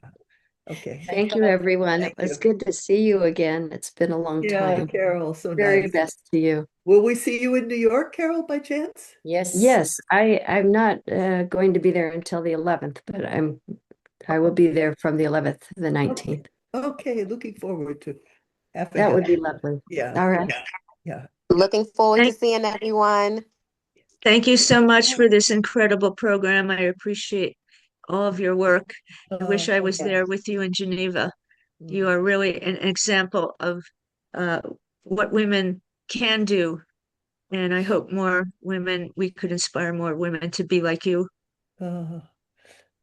Thank you. Glad to join from New York, Carolyn. And I look forward to having you part of our parallel event. I'll be emailing you shortly. Okay, good. Thank you so much. Yeah. Thank you so much. It was my first time, and I'm so impressed. And yes, Carolyn, you're the emblem of what women go through. We still stand up and stay together. And thank you so much. Hope we can meet some of you in New York. Have a good day. Bye. I started out with makeup and fresh out of the shower. I thought, wow, I look not so bad. But now I think I look much I was worse. going to say, Carolyn, I wanted to say, talking about health, Yeah. I tell you, if there's a male dying of COVID on screen, they certainly wouldn't be suffering through this. I'm sorry.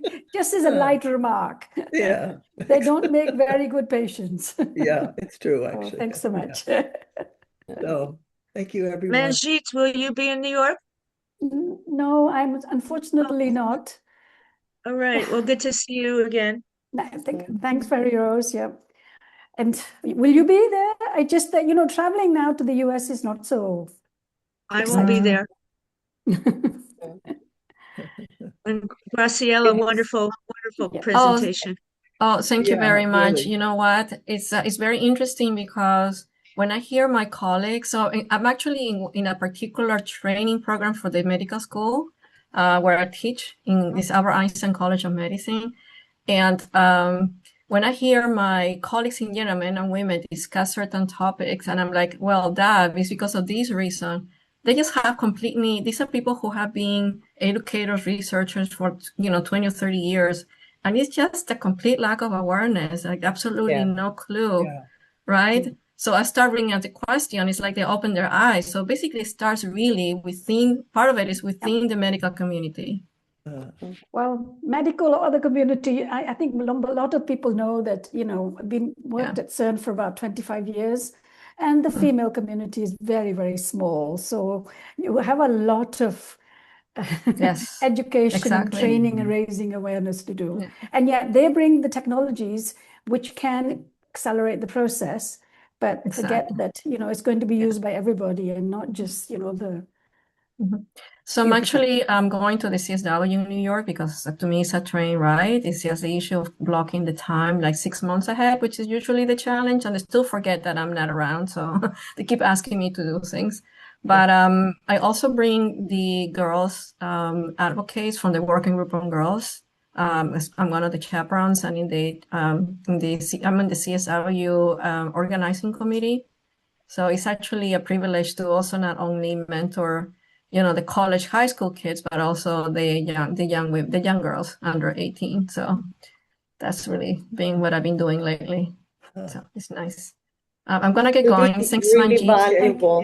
Thank you. I just want to say before I leave and jump out, it was wonderful to see so many faces that I've seen before. I won't be in New York this year, but definitely has been extremely valuable to listen to all of the speakers, and the information is so inspiring. It's like it's propelling us again, right, to go and never give up. So thank you so much for the hard work. Yeah. So I see Colette's hand. Colette Samoya. Yeah, please, Colette. Yeah, just to say thank you very much and really for this day. I apologize, I didn't follow as I wanted because from where I am, connection is not enough good. But for those who go to New York, don't forget to share the event, side event, etc. Send us news and etc. Okay, Thank you. good. Thank you. We plan to post some things on the website this time, better than maybe other times. So, yes. Colette, where are you at the moment then? Yeah, don't say that.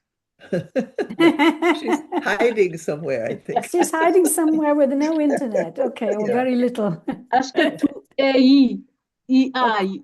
Okay. Okay. AI is a great thing if you have access and you have the tools and you have the knowledge and you have the education.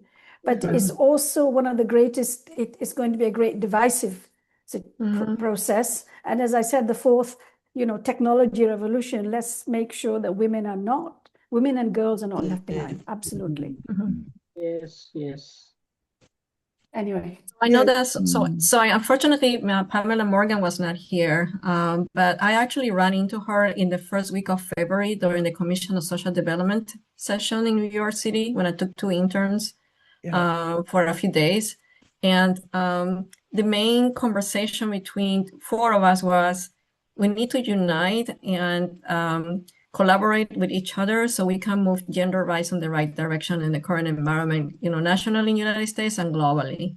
And the key there being collaboration and sharing information and unite the voices. That was the main gist of our conversation, and how we can better address this. And I think this particular virtual panel is a step towards that. Yeah. Uniting all the voices and sharing the experience, because we all have different levels of expertise and skills, and that's what we need.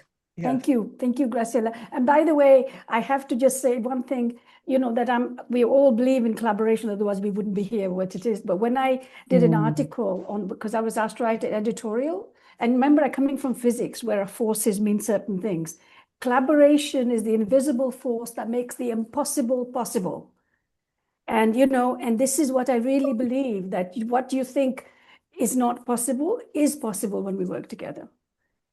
And, I play a little bit on words because I'm in the physics environment. We all talk about electrical forces and magnetic forces and so on.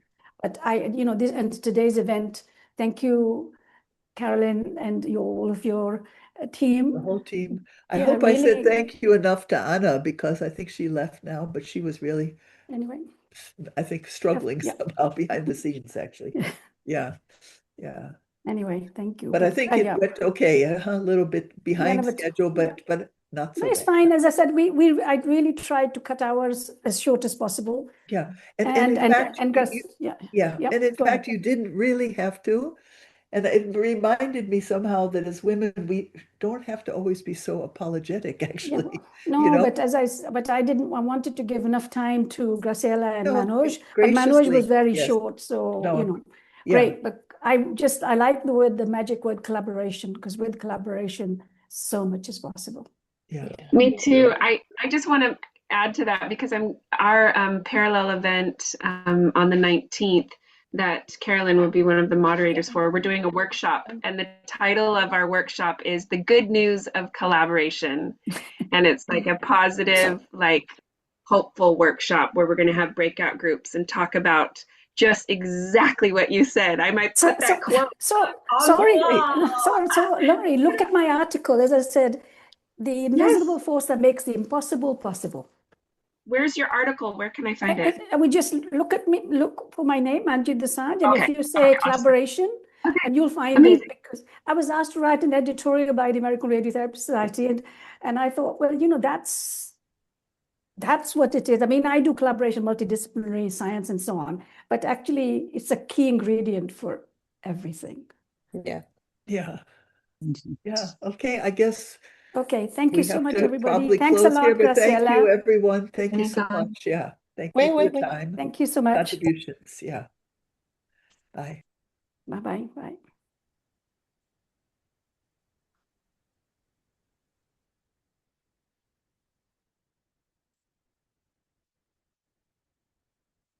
Anna, can you hear me? I'm struggling to lower my. I just wanted to say thank you. Thank you. You're nice. Thank you very much for being here, for being until the end, and for supporting and doing. Ladies, I'm sorry. I'm trying to leave and not able to. I don't know what's happening. So maybe you my have a phone button in the bottom of the screen at the right. On the right bottom, yes. You have the end. It's here, but I click it and it doesn't. You cannot? So I will close it and you will. Yes, I'm clicking it. It's not reacting. Yeah, I will remove. I don't know as to whether someone can manage to take me out, please. Take you out. Just I remove you. Okay, bye-bye. Okay, so thank you very much, and I hope you are going to New York. Yes. Yeah. So hope to see you there. Oh, super. That'd be great. Thank you very much for being here, and okay. See you there. See you soon. Thank you. Bye-bye. Thank you. Bye-bye.